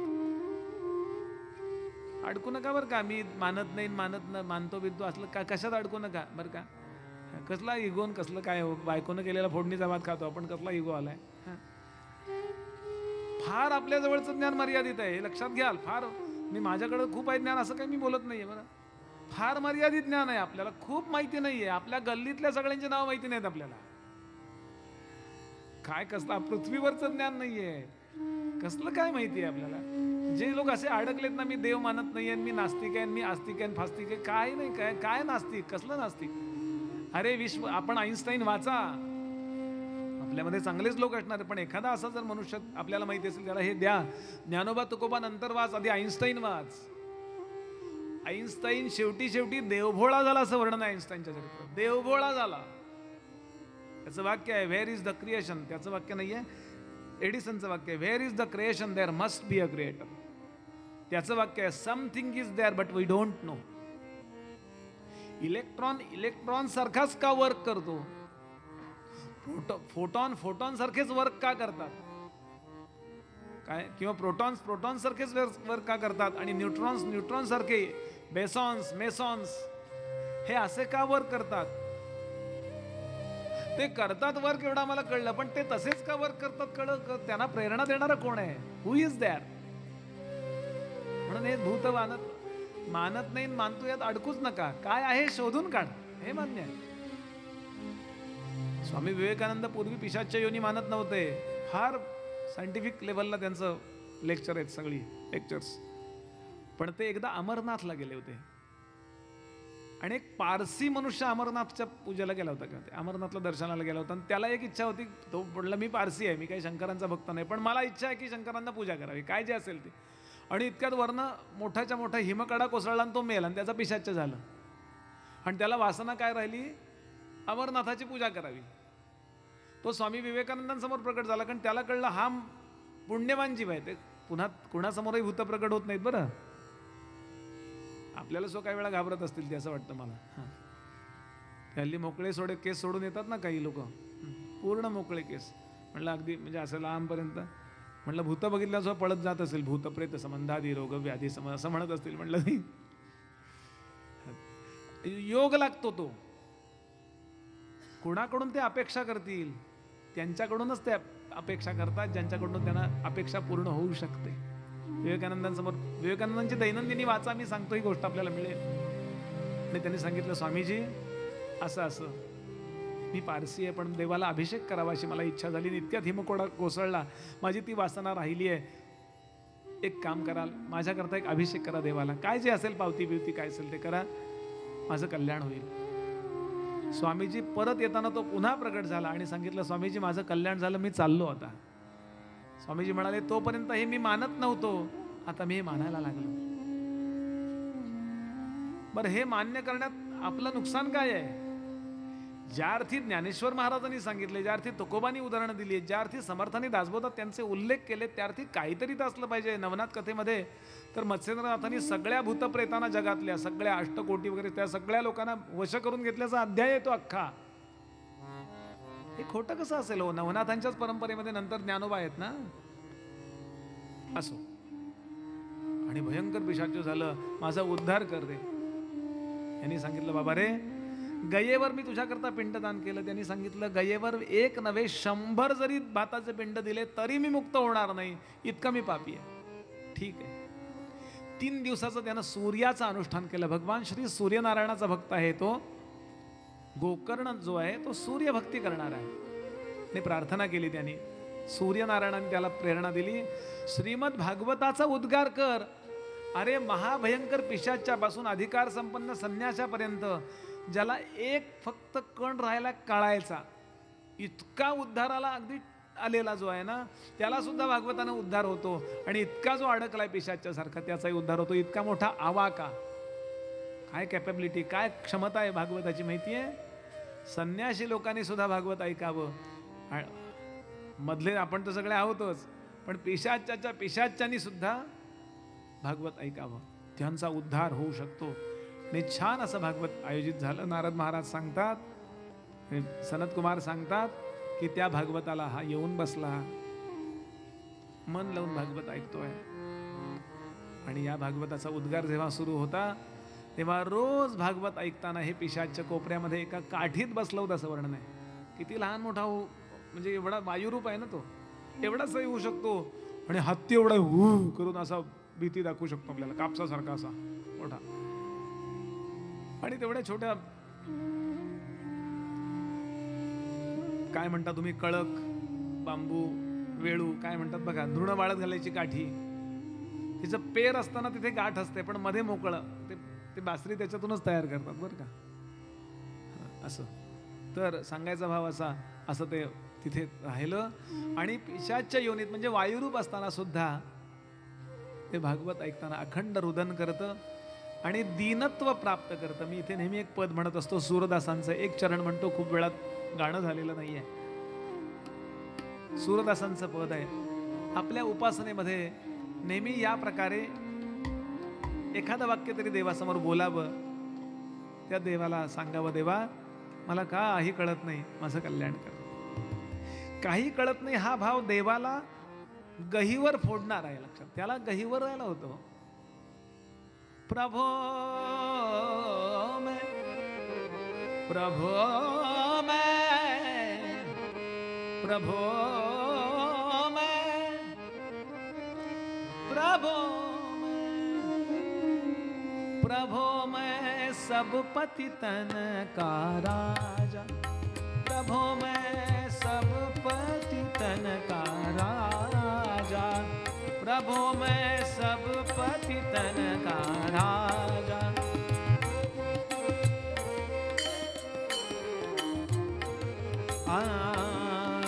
कौन करत बराबरी मेरी, कौन करत बराबरी मेरी, कौन करत बराबरी मेरी, कौन करत.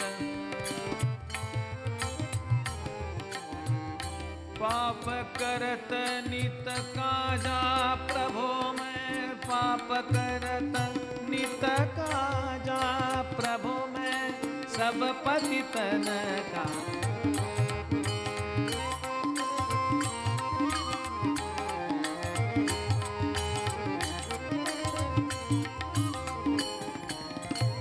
श्रोते हो, काही महत्वाच्या संकल्पना भागवताचं महात्म्य आपल्याला शिकवतं. आपण जी उपासना करतो ती उपासना आपली पुण्याही वाढवणारी असते, ती अवश्य करावी. पण त्या उपासनेनंतर एक प्रपत्तीही साधण्याचा, शरणागती साधण्याचा प्रयत्न करावा. आणि ती अशी आहे की देवा, त्या जगात सगळ्यात वाईट मी आहे रे, तरी माझं कल्याण. वाईट नसलो आपण तरी, वाईट असण्याची गरज नाहीये. दीनत्व धारण करणं आवश्यक आहे. अशी जगात एकही साधना नाही की ज्या साधनेने देवाला आपण विकत घेऊ. देवापेक्षा जास्त किमतीचं काय आपल्याकडे बोला. ही सतरंजी समजा दत्त संस्थांची आहे, असं क्षणभर गृहीत धरा. केवढ्याला आणली तुम्ही हो? ते म्हणले 1000 रुपयाला मिळाली. त्याची मॅन्युफॅक्चरिंग कॉस्ट, बनावट मूल्य त्याचं 1000 रुपये आहे का? नाही, 700 रुपये आहे. टॅक्स किती, दुकानदाराला किती, अमक्याला किती, तुम्हाला ती 1000 रुपयाला पडली. जगातली प्रत्येक वस्तू. मला एक गोष्ट सांगा जी देवापेक्षा जास्त किमतीची आपल्याकडे आहे, सांगा. नाहीये. देवा एवढ्या किमतीचं तरी काही आहे का? नाही म्हणले सतरंजीवाला जो आहे ना, तो आमच्या ओळखीचा आहे कोल्हापूरचा, त्यांनी त्याला जेवढ्याला पडली तेवढ्याला दिली. तेवढ्या तरी किमतीचं आपल्याकडे आहे काही? नाहीये.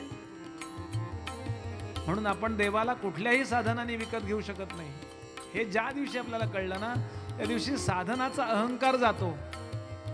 साधन हे आपला अहंकार जाण्याकरता आहे, देवाला विकत घेण्याकरता नाहीये. देवाला आपलंसं करण्याकरता एकच गोष्ट, ते म्हणजे दीनत्व धारण करावं. प्रपत्ती. देवा, प्रभो, मला काही कळत नाही रे. म्हणून आपल्याला जे कागद दिलेत त्यात एक श्लोक दिलाय, रोज झोपताना म्हणावा. करचरण कृतं वा कायजं कर्मजं वा श्रवणनयनजं वा मानसं वा अपराधं विहितं वा सर्वमेतत् क्षमस्व. जय जय करुणाब्धे श्री महादेव शंभो. देवा, हाताकडून, पायाकडून, मनाकडून, कळत न कळत, योग्य अयोग्य काही चुकलं असेल देवा, मला क्षमा कर रे आणि माझं कल्याण कर. रोज तो भाव येत नाही जो अपेक्षित आहे, पण एखाद दिवस तो भाव येतो जो देवाला गहीवर फोडतो. पण कन्सिस्टन्सी, सातत्य महत्वाचं आहे. ते रोज म्हणावं आणि आग्रहपूर्वक म्हणावं. ते तो म्हणतोय. देवा, भागे नरक सुन साधु मेरी. नरकाचे दरवाजे मी येतो म्हणल्यावर फटाफटाफटा बंद करतात का? ही घाण ठेवायची कुठं? नरक घाण होईल माझ्यामुळं. काय काय प्रपत्ती असेल. किती स्वतःला कमी समजावं. सूरदास आहेत हे बोलणारे.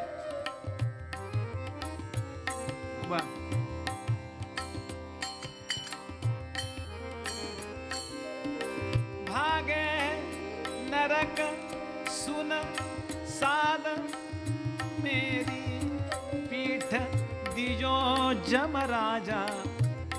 यम सुद्धा मला बघितल्यावर रेड्या सकट गोल वळतून पळून जातो.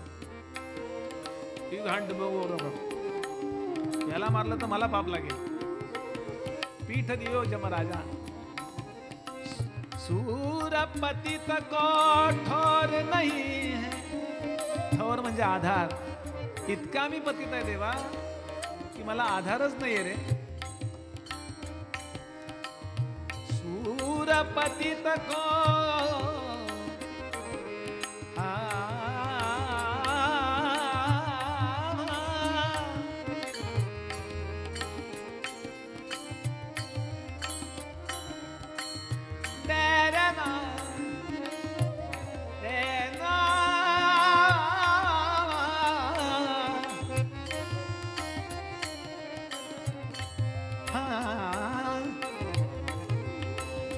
सूरपतित को ठोर ठोर नहीं है. तुम हो गरीब नवाजा. तुम हो तुम हो तुम हो गरीब नवाजा. प्रभु मैं सब पतितन का राजा. प्रभु मैं सब पतितन का राजा. प्रभु मैं सब पतितन का, सब पतितन का, सब पतितन का राजा. आणि 7 दिवस पूर्ण झाल्यावरती काठी मधनं उभी तुटली आणि विष्णू रूप धारण केलेला तो धुंदुकारी समोर येऊन उभा राहिला. सरूपता नावाची मुक्ती. 4 मुक्ती आहेत. सलोकता म्हणजे त्या लोकात राहावं. समीपता म्हणजे नियरेस्ट त्याला फ्लॅट मिळतो. सरूपता म्हणजे त्याच्यासारखा देह मिळतो. आणि आता सायुज्यता म्हणजे तेच आपण होतो. आणि आता सरूपता मुक्ती दिली. आता परत त्याचा त्याने उद्धार, पुढं प्रगती त्यांची त्या देहातही साधना करता येते किंवा देह बदलला माणूस झाला तरी साधना करता येते. 2 वेगळ्या गोष्टी आहेत. इतका आनंद झाला सगळ्यांना. नारदांना आनंद झाला आणि नारद बद्रीनाथ बद्री केदारला भागवत सांगायला बसले. कारण त्यांना माहिती आहे, त्यांनी सांगितल्याप्रमाणेच वेदव्यासाने लिहिलंय. आणि नारद भागवत सांगतायत म्हणल्यावर कोण कोण आलं ऐका, कोण कोण आलं. भृगुर् वसिष्ठश्च वनश्च गौतमो मेधातिथी देवल देवरातौ रामस्तथा गाधिसुतश्च शाकलो मृकंड पुत्रा अत्रिज पिप्पलादाः. कोण कोण आला ऐकायला नारद भागवत सांगतात म्हणल्यावर. गंगाद्या सरितास्तत्र, ज्या गंगेमध्ये आपण आंघोळ केली की पाप जातं असं आपण म्हणतो, ती गंगा भागवताला येऊन बसली असं वर्णन केलंय. आणि फक्त गंगा नाही, गंगा यमुना, तत्रैव गंगा यमुना च वेणी गोदावरी सिंधू सरस्वती च. पुढे सांगतात तत्रैव तीर्थानि वसंती तत्र यत्राच्युतोदार कथा प्रसंगः. कोण कोण आलं ऐका. भृगु आले दैत्यगुरु, वसिष्ठ आले, च्यवन आले, गौतम आले, मेधातिथी आले, देवल आले, देवरात आले, राम नावाचे ऋषी होते ते आले, गाधीसुत म्हणजे विश्वामित्र आले, शाकल नावाचे ऋषी आले, मृकुंड पुत्र म्हणजे मार्कंडेय आले, आणि भगवान श्री दत्तात्रेय कथेला येऊन बसले असा उल्लेख भागवतात स्वतः वेदव्यासाने केलाय. भगवान दत्तात्रेयांना भागवत आवडत असेल तर दत्त भक्तांना आवडेल की नाही. दिगंबरा दिगंबरा श्रीपाद वल्लभ दिगंबरा, दिगंबरा दिगंबरा श्रीपाद वल्लभ दिगंबरा, दिगंबरा दिगंबरा श्रीपाद वल्लभ दिगंबरा, दिगंबरा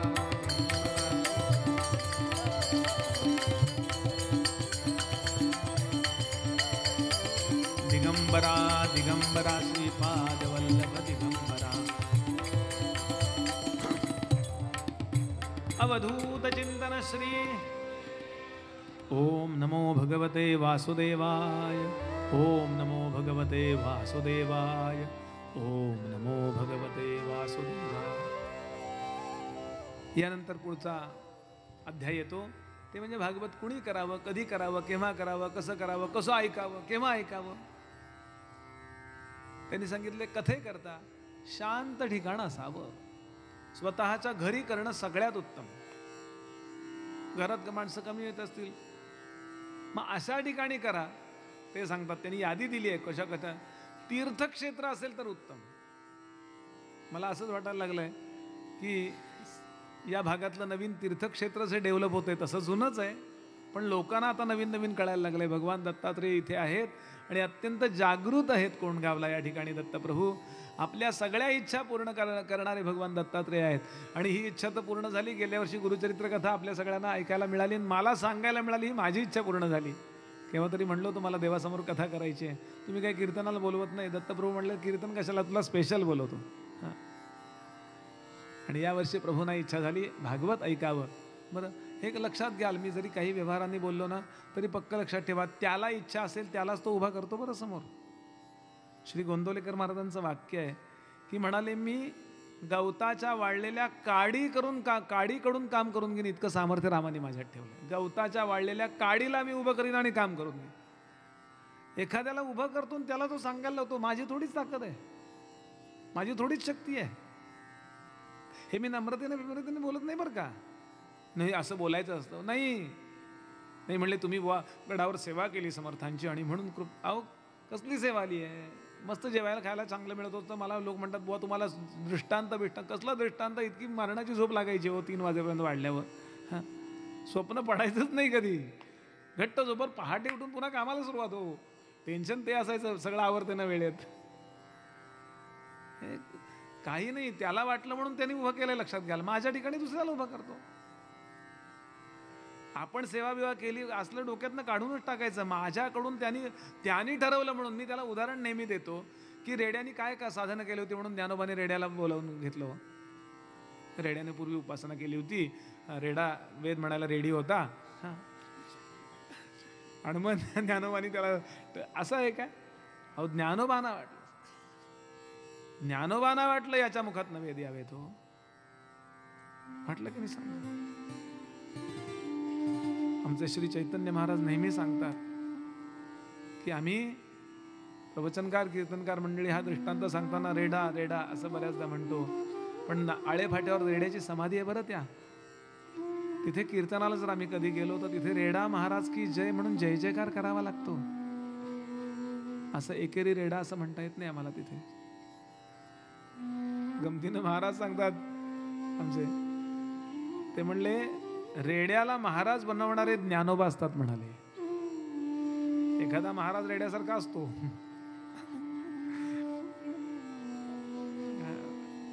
हे गंमत म्हणून बोलत नाही आम्ही. काय केलं रेड्यानी?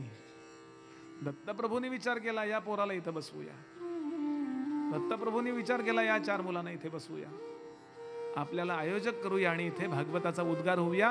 या सगळ्या जीवांकरता येणाऱ्या माझ्या सकट सगळ्यांचा उद्धार. वक्त्याचा काही उद्धार झालेला असतो समजू नका, त्याचाही उद्धार व्हायचा आहे. तो सांगून आणि आपण ऐकून स्वतःच्या उद्धाराची व्यवस्था चाचपतोय आपण. लक्षात घ्याल सगळेच जण चाचपडतोय नाही. त्याच्या साक्षीनं कथा चालली. त्याला प्रार्थना करायची, प्रभू मै सबपती तनका राजा, माझं कल्याण कर देवा प्रभू. आणि माझं असं प्रत्येकाने म्हणायचंय मनातल्या मनात. काहीतरी कृपा त्याची झाल्याशिवाय राहणार नाहीये, हे पक्क करूया. त्यानंतर वक्त्याकरता काय नियम आहेत हे सांगितलं. इथे एक महत्वाची गोष्ट सांगितली वेदव्यासाने. हे पद्मपुराणामध्ये आलंय बरं भागवताचं महात्म्य. ते म्हणाले असा विचार करू नका की तुम्ही भागवताला आयोजन केलं आणि भागवताला जाऊन बसलात, असं नाही आहे. भगवंताला असं वाटलं तुम्ही तिथे जाऊन बसावं म्हणून तुम्ही जाऊन बसला. पण डोंगरे महाराज सांगायचे, तमन्ना लाख करते हैं मगर वो टूट जाते हैं. तमन्ना लाख करते हैं मगर वो टूट जाते हैं. वही दरबार जाते हैं जिनको भगवान खुद बुलाते हैं. असा दोहाच म्हणायचे ते.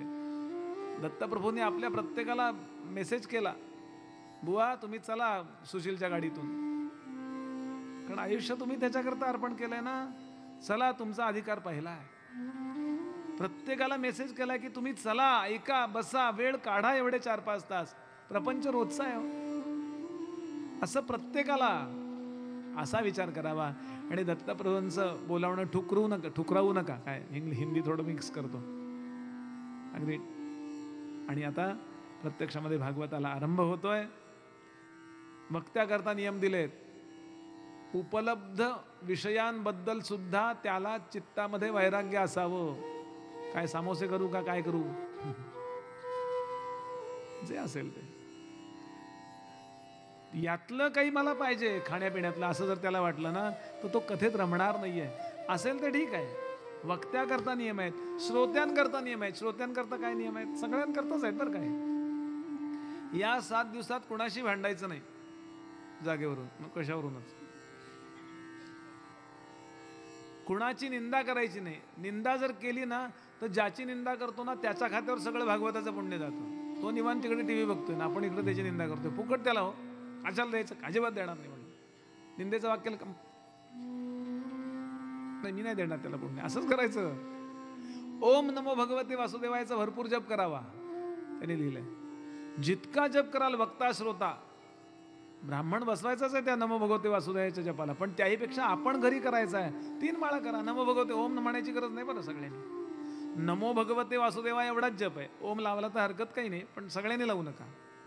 नमो भगवते वासुदेवाय, नमो भगवते वासुदेवाय, ओम नमो भगवते वासुदेवाय, ओम नमो भगवते वासुदेवाय, ओम नमो भरपूर जप करावा. 3 माळा, 12 माळा, 12 मंत्र आहे ना तो, म्हणून 12च्या पटीमध्ये 3, 12, 24 असे जप करावा. या 7 दिवसात कांदा लसूण खाऊ नये, जरी चातुर्मास्य संपलं असलं तरी. बरंच त्याने नियम दिलेत. एकदाच जेवावं. उपास झेपत नसेल तर 2 वेळा थोडं थोडं जेवावं.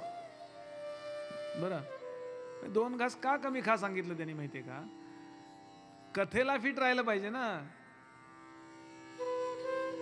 तेवढेच शब्द नाही घ्यायचे. 2 घास कमी. एका माणसाने 2 घासाचे बाजूला ठेवले आणि भरपूर जेवत हो. काय नाही, डॉक्टरने सांगितलं 2 घास कमी खा, ते आधीच काढून ठेवतो म्हणला.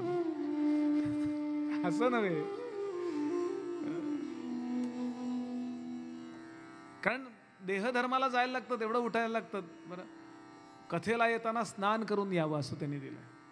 जितके तुम्ही पवित्रता पाळाल, फ्रेशनेस, थोडक्यात पवित्रता म्हणजे काय, स्वच्छता अधिक मांगल्य एकत्र केलं की पवित्र म्हणतात. बरं, स्वच्छता म्हणजे पावित्र्य नव्हे. नवीन काल बांधलेला संडास आहे, तिथं तुम्हाला आतमध्ये बसून जेव्हा सांगितलं तर बांधा नाही, अजून कोणी गेलं नाही, नाही जेव का आपण तिथे.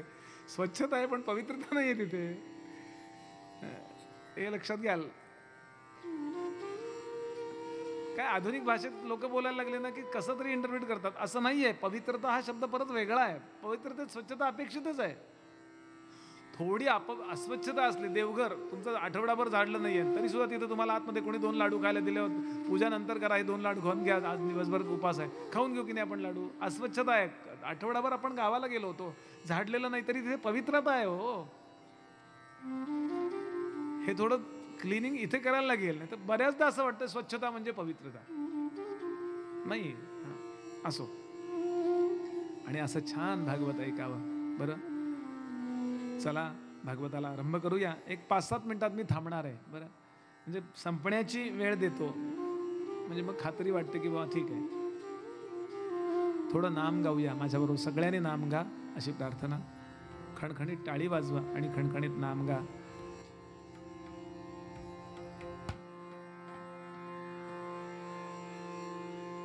नारायण नारायण श्रीमन्नारायण नारायण नारायण. बोला नारायण श्रीमन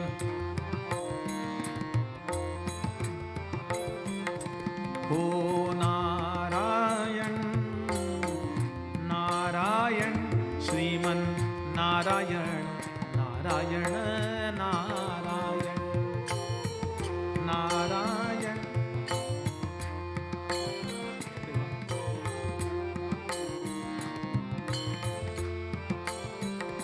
श्रीमन नारायण नारायण नारायण श्रीमन श्रीमन नारायण नारायण नारायण श्रीमन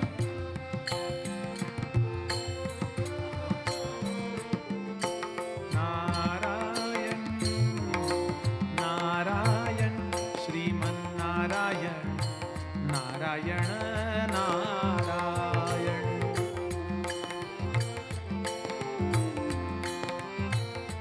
श्रीमन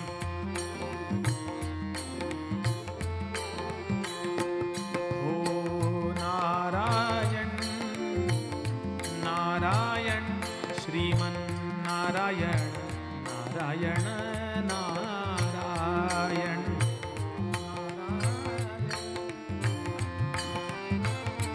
श्रीमन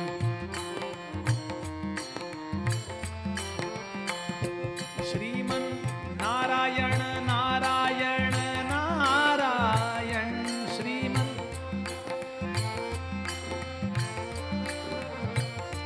श्रीमन नारायण नारायण नारायण श्रीमन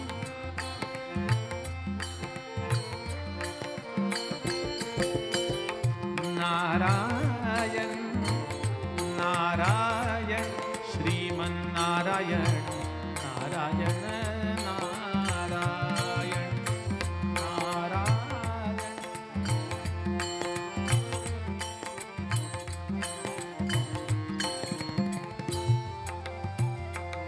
ओम नमो भगवते वासुदेवाय. ओम नमो भगवते वासुदेवाय. ओम नमो भगवते वासुदेवाय.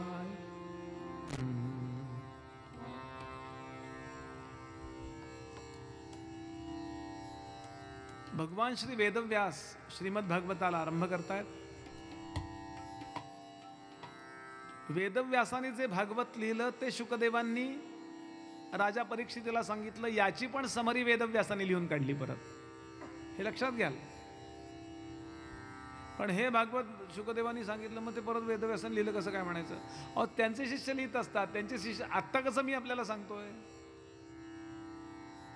भगवान श्री वेदव्यासाने हे भागवत लिहिलं हे शुकदेवांनी राजाला सांगितलं, हे सूत महाराज शौनक ऋषींना सांगतायत आणि हे मी तुम्हाला सांगतो. असं कथानंतर कथा होत जातात. पण त्यातला सगळ्यात महत्वाचा श्लोक कुठला असेल? पहिला म्हणजे बीज मंत्र असतो की नाही, कीलक मंत्र असतो, तसा कीलक मंत्र आहे या पूर्ण भागवताचा. तो पहिला आहे, तो दिलाय आपल्याला. आपण रोज पहिल्या प्रस्तावनेत म्हणतो, जन्माद्यस्य यतोऽन्वयादितरतश्चार्थेष्वभिज्ञस्वराट् तेने ब्रह्महृदाय आदिकवये मुह्यन्ति यत्सूरयः तेजो वारि मृदां यथा विनिमयो यत्र त्रिसर्गो मृषा धाम्ना स्वेन सदा निरस्तकुहकं सत्यं परं धीमहि. सत्यं परं धीमहि, सत्यं परं धीमहि, सत्यं परं धीमहि. धीमहि, धीमहि म्हणजे बुद्धीने मी धारण करतो. काय? परम सत्यम. परम सत्य म्हणजे सर्वश्रेष्ठ सत्य. एक असतं व्यावहारिक सत्य, एक असतं प्रातिभासिक सत्य आणि एक असतं पारमार्थिक सत्य. दोरीवरती सर्पाचा भास, असा सर्पापासून सावध राहिलं पाहिजे, कारण काय होईल सांगता येत नाही. भासलेला जो, वाटलेला जो सर्प आहे हे व्यावहारिक सत्य. पण भास म्हणजे तो सर्पच वाटतोय, तो दोरी नाही वाटत आहे, लक्षात घ्याल. तो सर्पच आहे निश्चित आहे. तेव्हा नाही दोरी असेल म्हणून हात समोर गेला आणि खरा साप असला म्हणजे काय करणार हो? म्हणून व्यवहारात व्यवहारासारखं वागायचं असतं. क्रियाद्वैतम सदा कुर्यात, आचार्य म्हणाले. क्रियेमध्ये द्वैत आणि विचारामध्ये अद्वैत, उलट नाही करायचं. रामराय म्हणाले का सीतेला फोन करून, हे बघ बाई, वाटेत समुद्र आहे, राम काय रावण काय, सगळ्यात एकच परब्रह्म आहे, तू तिकडे राहिली काय निकडे काय? नाही, केवढा व्याप केलाय. व्यावहारिक सत्य हे व्यावहारिक सत्य असतं. पण ज्या क्षणाला तो भासमान आहे असं वाटतं, त्या क्षणाला आता खरं काय शोधायचं ते प्रातिभासिक सत्य. आणि प्रत्यक्षात दोरी आहे कळल्यानंतर, अहो ती दोरी गळ्यात घातली तर आता चावणार आहे का नाही? मगाशी साप होता, आता ती दोरी झाली, काही सांगता येत नाही बा. असं आहे का? हे तीन सत्य तीन स्तरावर असतात, लक्षात घ्या. प्रातिभासिक सत्य म्हणजे स्वप्न, लक्षात घ्या. व्यावहारिक सत्य म्हणजे रोजचा व्यवहार. कारण प्रतिभास नावाची जी गोष्ट आहे ना, स्वप्नामध्ये स्वप्न आहे हे स्वप्नाला स्वप्न बघणाऱ्याला कळत नाही. नंतर आपण सांगतो की मला स्वप्न पडलं का, आता आपण सत्यात आलोय म्हणून, असं आपल्याला वाटतं. पण शास्त्राच्या दृष्टीने तेही स्वप्न आहे, हेही स्वप्न आहे. ते 15 मिनिटाचं स्वप्न असतं, हे 80 वर्षाचं स्वप्न आहे. कारण तेच स्वप्न रोज पडत नाही ना. कालचं स्वप्न उद्या पडतं का? एखाद्याला पडेल, नाही असं नाही. एका बाईला स्वप्न पडलं पहाटे 3ला आणि तिनं नवऱ्याला उठवलं. हो म्हणले, मला हिऱ्याचे सगळे दागिने घेतलेत तुम्ही, असं मला स्वप्न पडलं. नवरा म्हणला हो, मग काय करायचं? तुम्ही सांगा काय करू? ते म्हणले, परत झोप आणि तेच स्वप्न बघन, ते हिऱ्याचे दागिने घाल. तेच स्वप्न पडत नाही म्हणून आपण स्वप्नाला स्वप्न म्हणतो, लक्षात घ्या. हे पण स्वप्न आहे शास्त्रीय भाषेमध्ये. मग वास्तवात जे आहे ना, जे आपल्याला माहिती नाहीये, हे बोलतोय, हे सुद्धा आपण याच्यातच बोलतोय, झोपेतच बडबडतोय. पण असं काहीतरी वेदव्यासाना, ज्ञानोबाना, तुकोबाना आहे की त्यांना सत्य ज्ञान आहे, त्यांच्या भरोश्यावर आपण हे बोलतोय. ते जे परमसत्य आहे, जे कधी बदलत नाही, ते प्रतिभास पण नाही, ते व्यवहार पण नाही, ते परमसत्य, ते मी धारण करण्याचा प्रयत्न करतो. सत्यम परं धीमहि.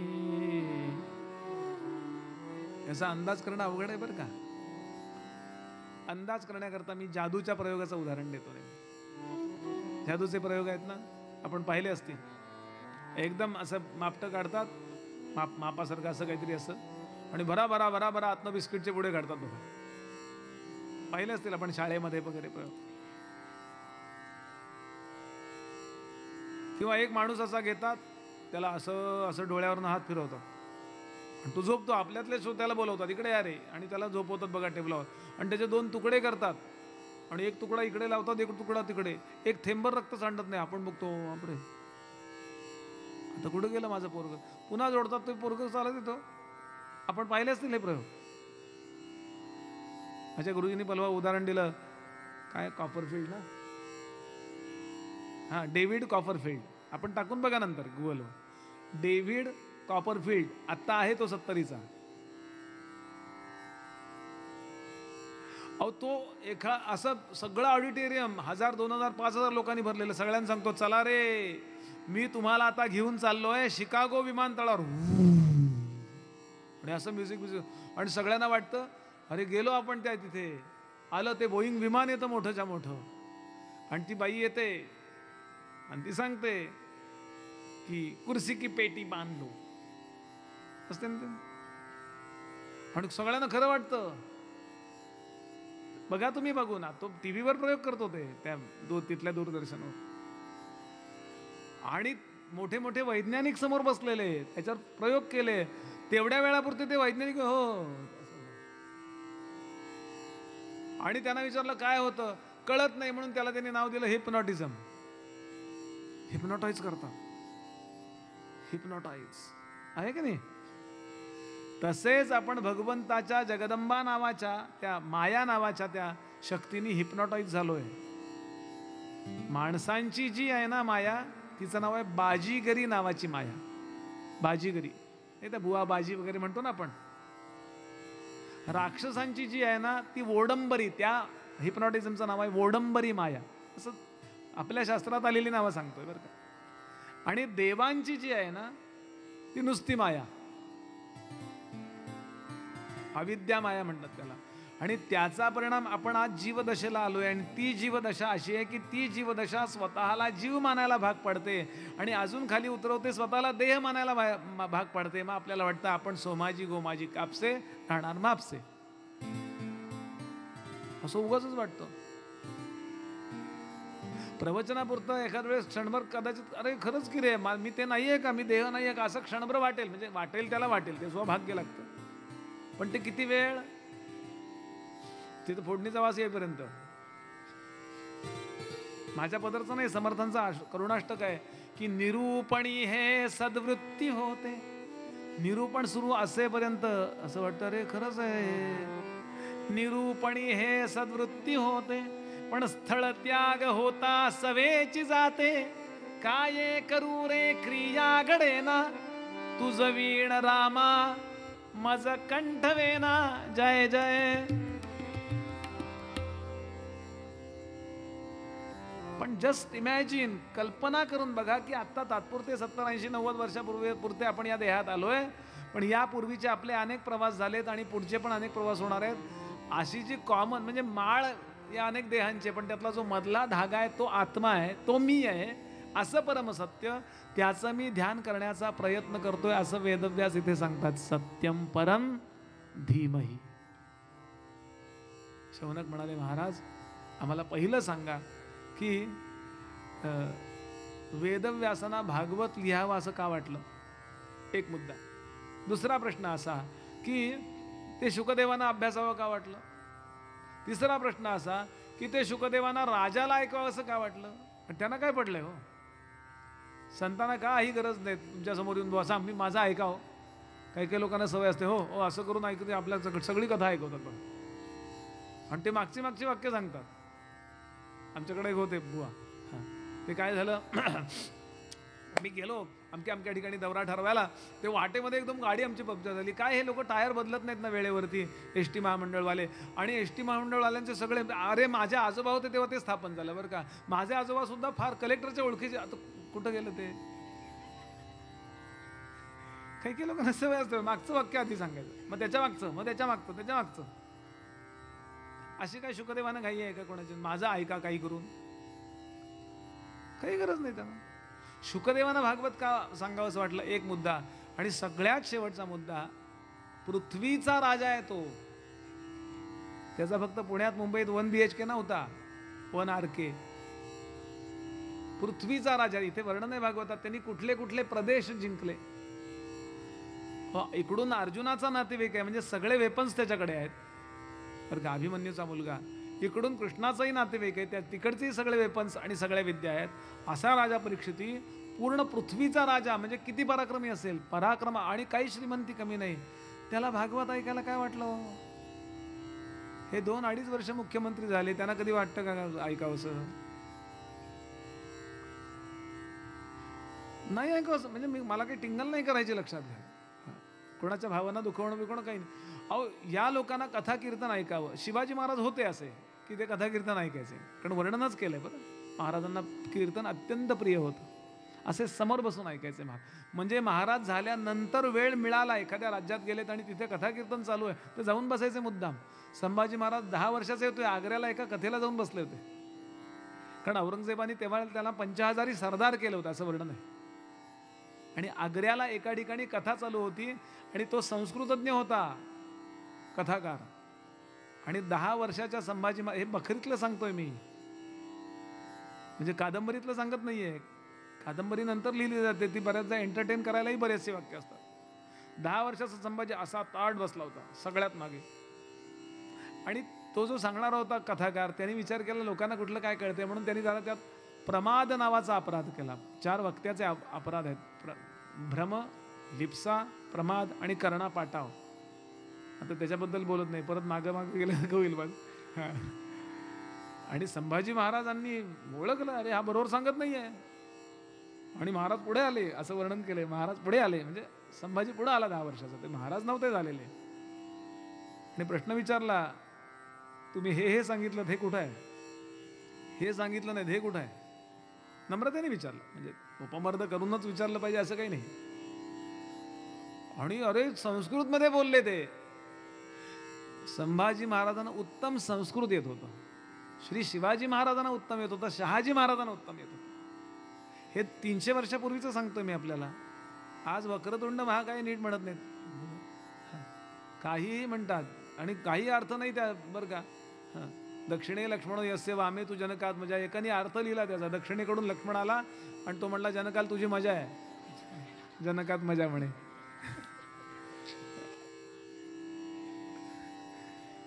अरे आपल्या रक्तात संस्कृत आहे, थोडं तरी ते टिकवा. कदाचित जनगणने करता लोक आले तर आपल्या ज्या भाषा येतात त्यात संस्कृत लिहा. बरं, आपण हे करणारा असालच, पण माझं कर्तव्य म्हणून मी बोलतोय. मला सांगायचंय, संभाजी महाराजांनी तिथे वाद घातला आणि त्यांनी चूक मान्य केली. मी ही गोष्ट सांगायला पाहिजे होती, पण लोकांना कळेल की न कळेल वाटलं म्हणून मी अपराध केलाय. प्रमाद म्हणजे अपराध करणं. काय असतील संभाजी महाराज?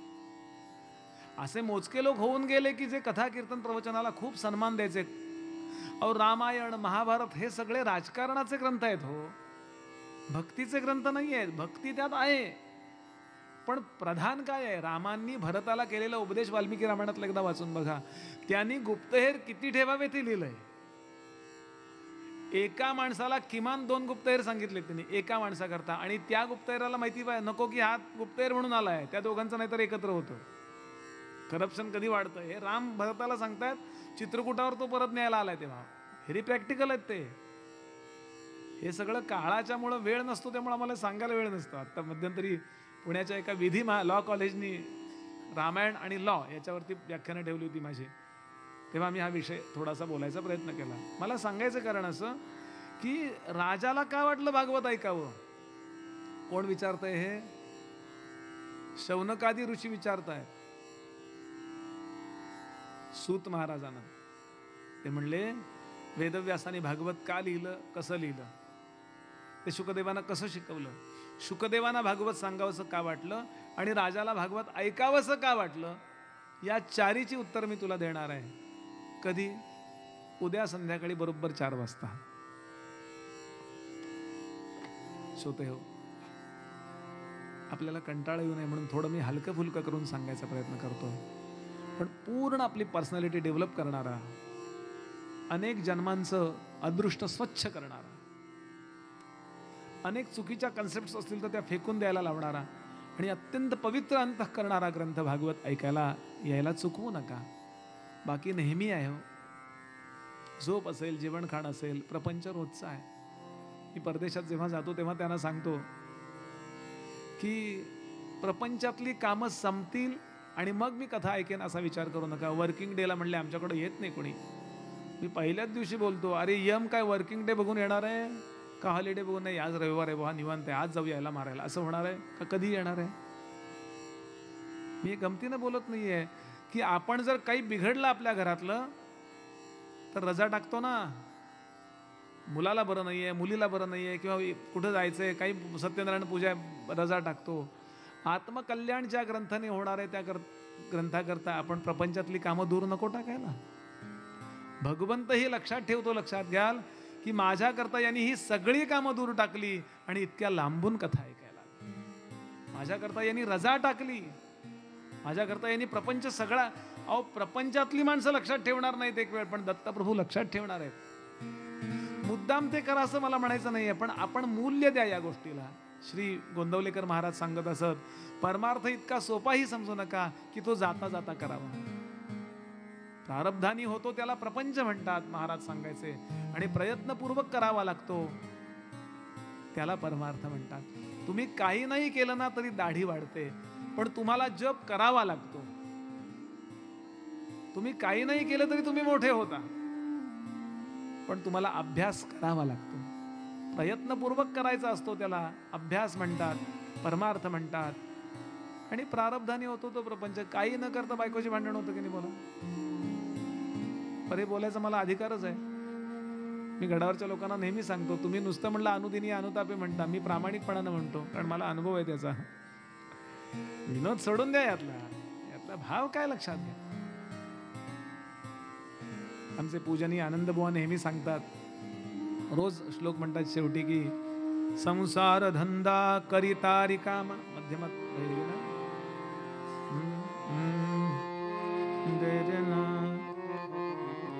संसार धंदा करिता रिकामा. संसार करता करता कधी रिकामा होशील आणि रामाचं भजन करशील. संसार धंदा करिता रिकामा होशील केव्हा भजशील रामा. आता तरी तू करी एक कामा, आता तरी तू करी एक कामा. कामात कामा भज राम नामा. श्री दत्त मंदिर देवस्थान कोंडगाव साखरपा यांनी आयोजित केलेल्या या श्रीमद भागवताचा लाभ सगळ्या पंचक्रोशीतल्या लोकांनी उठवा, येऊन बसा, डटके बैठो, मनापासून कथा ऐका.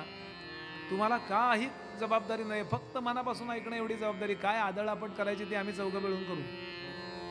5 जण, ते पण माझ्याबरोबर आहेत. फक्त मनापासून ऐका. मी तुम्हाला खात्रीनं सांगतो की हे भागवत तुम्हाला काहीतरी दिल्याशिवाय पुढे जाणार नाही. कुणाचं लग्न ठरेल, कुणाचं अमुक होईल, कुणाचं मुलाचं काही कल्याण, काय मला माहिती नाही. कारण तो काय ठरवून आला इथे भागवत सांगायला काय माहिती. आपल्या मुलाकरता, आपल्या नातवंडाकरता आपल्या काही इन्व्हेस्टमेंट्स आहेत की नाही बोला. आपण ठरवले की नाही बाबा मुलाला अमुक द्यायचं, त्याला माहिती नाहीये, लहान आहे बाळ ते, पण त्याच्याकरता इन्व्हेस्टमेंट्स केल्यात की नाही आपण सगळ्यांनी. आपल्या नातवंडाकरता, आपल्या पतवंडाकरता, आपल्या पुढच्या पिढ्यांकरता आपण काहीतरी करतो. मग साधा विचार आहे, दत्तप्रभूंनी आपल्या प्रत्येकाकरता काही केलं नसेल काय. व्यवसायातली भरभराट सुद्धा होते. मी बोललो असेल केव्हा तरी, आदरणीय धीरूभाई अंबानी आमच्या गगनगिरी महाराजांकडे गेले. गगनगिरी महाराजांनी गगनगिरी पर्वतावरती इथे तपश्चर्या केली आणि नंतर ते खोपोलीला राहायचे, कर्जत जवळ. त्यांच्याकडे गेले आणि धीरूभाई म्हणाले, धंद्यात जम बसत नाहीये, काय करू. महाराजांशी प्रत्यक्ष भगवंतच बोलायचे ना. तपश्चर्या एवढी होती. गगनगिरी महाराज आत्ताच्या काळातले महान योगी आहेत बरं, आपल्यापैकी अनेकांनी पाहिलंही असेल त्यांना. गगनगिरी महाराज म्हणाले, धीरूभाई दरवर्षी भागवत करत जा. त्या वर्षीपासून त्यांच्या घरात भागवत आज तागायत चालू आहे बरं. आणि व्यवस्थित भागवत करतात. अन्नदान असेल, संहिता वाचन असेल, ओम नमो भगवते वासुदेवायाच्या जपाला मुलं बसवत असतील, आणि उत्तमोत्तम कथा, आणि समोर बसून ऐकतात. आता मुकेश दादा आणि हे सगळे बरं, म्हणजे आमच्या भाईश्रींचंच भागवत, मी काहीतरी बोलत नाहीये, अनेक भागवतकारांकडून. पण दरवर्षी ते कथा करतात आणि एकाग्रतेनं बसतात. सगळा दानधर्म उत्तम करतात. भागवत आपल्याला व्यावहारिक फायदा पण करून देतं. असाही विचार करू नका की लगेच मोक्षाचा भिक्षाचा विचार, कारण भागवत ठरवेल ना तुम्हाला काय द्यायचं. आपल्याला काय पाहिजे हे आपल्याला जेवढं कळतं त्यापेक्षा भगवंताला जास्त कळतं. या अर्थाने आपण येऊन बसा. मी आपला लोभ वाढवण्याकरता हे बोलत नाहीये, लक्षात घ्याल. याचं महत्त्व सांगण्याकरता मी बोलतोय. काय माहिती आपल्याला कुठल्या प्रारब्धातलं काय जाळायचंय, क्लीन करायचंय. आपण येऊन बसा, जेव्हा टाळ्या वाजवता आपण, तेव्हा हाताकडून घडलेल्या पातकांचा नाश होतो. आपण पावलांनी भागवताकरता चालता त्यावेळेला पायाकडून घडलेल्या पातकांचा नाश होतो. आपल्या नेत्रातून अश्रुधारा व्हायला लागतात त्यावेळेला आपल्या अंतःकरणाकडून काही पातकं घडली असतील तेव्हा त्याचा नाश होतो. मुखातून नाम येते तेव्हा मुखाने काही पाप घडला असेल त्यांचा नाश होतो. आणि अशी सगळ्या अर्थानं आपलं कल्याण करणारी ही भागवताची कथा आपण ऐकायला या, ही प्रार्थना करतो. साधारण 4ला कथा सुरू होईल, 8:30च्या दरम्यान कथा संपेल अंदाजाने. बरं, 8:45 कृष्ण जन्माच्या दिवशी 8:45 होऊ शकतात. आणि 5-10 मिनिटं मागं पुढं झोपायचं काय, पुढं आयुष्यभर झोपायचं नाही. पण कमी जास्त वाटलं तर मध्यंतरानंतर एक बॅकलॉग भरून काढा, एक 15 मिनिटाची झपकी घ्या. विनोद घेतला सोडून द्या. सांगण्याचा भाव असा, काही करून मी भागवताला जाईन असं सांगून टाका घरच्यांना, त्यांनाही घेऊन या. म्हणले मग जेवणाचं काय आहेच आहे. ते म्हणले आम्ही तेवढ्या करतच येऊ. तसंही नका करू. भागवत श्रद्धेनं ऐकलं तर तो प्रसाद होतो बरं का, नाही तर ते जेवण होतं. श्रद्धेनं ऐका म्हणजे तो प्रसाद होतो, ते तर आहेच आहे ना. असो, इथेच विरमतो. वृद्ध लोकांनी, वयोवृद्ध ज्ञानवृद्ध लोकांनी मला थोडी क्षमा करावी, तरुणांना पण आकर्षण वाटावं, एवढेच माझा स्वार्थ असला तर आहे. बरं, म्हणजे अत्यंत परिपक्वता आणि अत्यंत बालिशपणा या सगळ्याचं मी मिश्रण करतोय. बालिशपणा आहे एखादा विनोद म्हणजे, पण तरी या पिल्लांना पण आवडावं, हे एवढंच माझं म्हणणं आहे. इथेच विरमतो. सगळ्यांनी माझ्या पाठोपाठ भागवताची फलश्रुती म्हणायची आणि 3 आरत्या म्हणायच्यात आपल्याला. एक आरती गणपतीची आज म्हणायची पहिला दिवस म्हणून, दुसरी महाराजांची त्रिगुणात्मक त्रयमूर्ती आणि तिसरी श्रीमद भागवताची. आपण आरती कोण लावणार आहे त्यांनी आतच आरती करा. आपण इथेच ठीक आहे. सगळ्यांनी माझ्या पाठोपाठ म्हणा. भवे भवे यथा भक्ती पादयोस्तव जायते तथा कुरुष्व देवेश नाथस्त्वन्नो यत प्रभो नाम संकीर्तनं यस्य सर्व पाप प्रणाशनं प्रणामो दुःख शमन तन्नमामि हरिं परम् अनायासेन मरणं विना दैन्येन जीवनं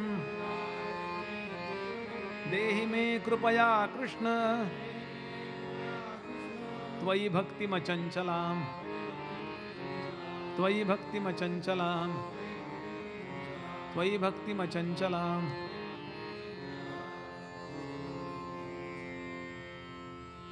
उद्यापासून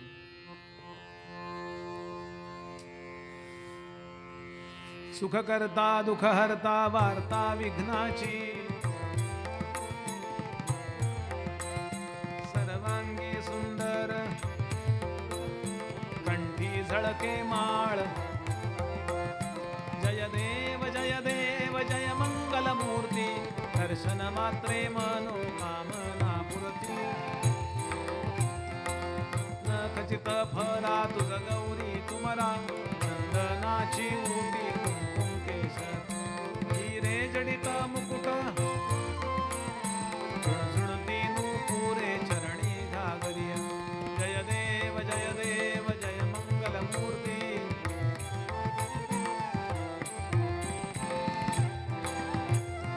लंबोदर पीतांबर फणीवर बंधना दासरामाचा वाटपा हे सदा वर वंदना. जय देव जय मंगलमूर्ती दर्शन मात्रे मनोकामना पुरती.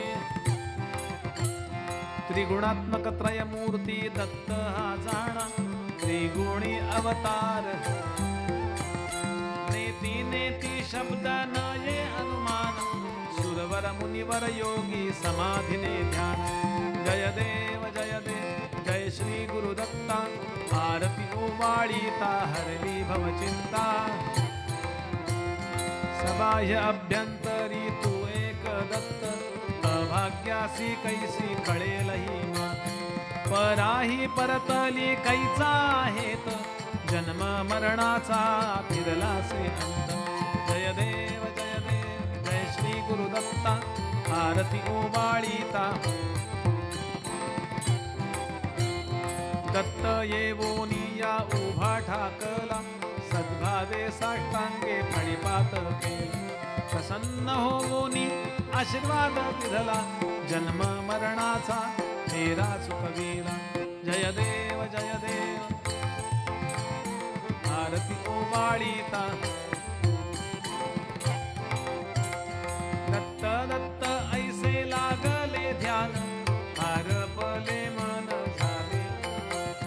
मी तूपणाची झाली बोळवण, एका जनार्दनी श्री दत्त ध्यान. जय देव जय श्री गुरुदत्ता, आरती ओवाळीता हरली भवचिंता.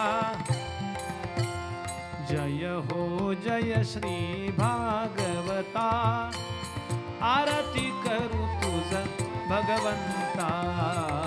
जय हो जय श्री भागवता, आरती. श्री शुक मुनीने परम भक्तीने, नाना परीने गायले चरिता. आरती करू भगवंता.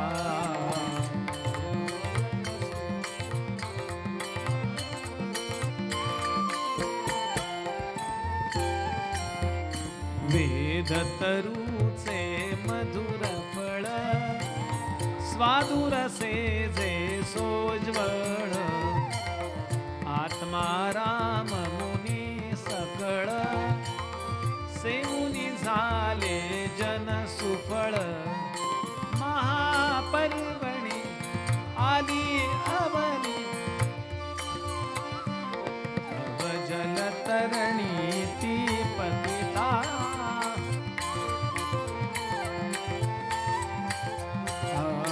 जय हो जय श्री भागवता.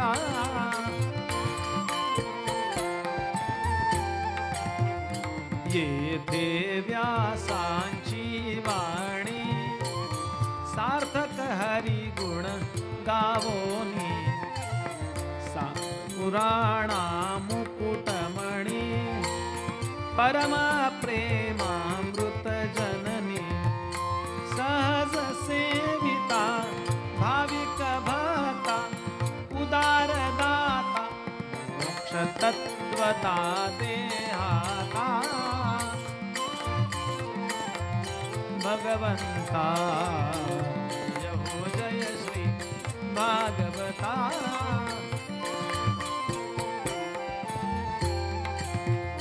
गमते जणू मानस तीर्थ, द्वादश सोपाने युक्त. निर्मल भक्ती जले भरित, विहरे हरी हंसाची तेथ. श्लोक सुतमळे संत द्विजकुले, सेवुनी रमले रस पिता. आरती करू तुझ भगवंता. भागवता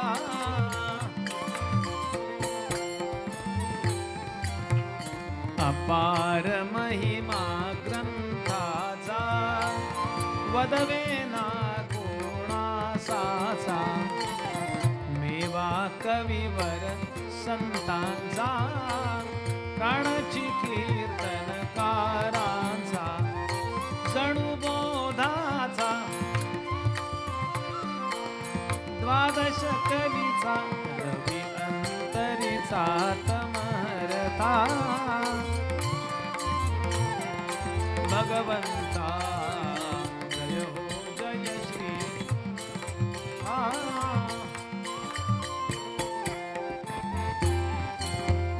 ग्रंथ नव्हे हा श्री कृष्ण, गीते वेधी मन पूर्ण.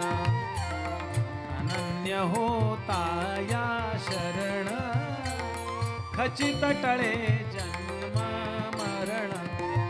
त्रिताप जाती शांती नाथई वदती रामपदी ठेवी माथा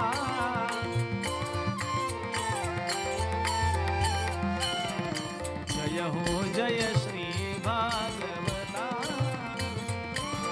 करू तुझ भगवंता हरे राम हरे कृष्ण हरे हरे हरे राम हरे कृष्ण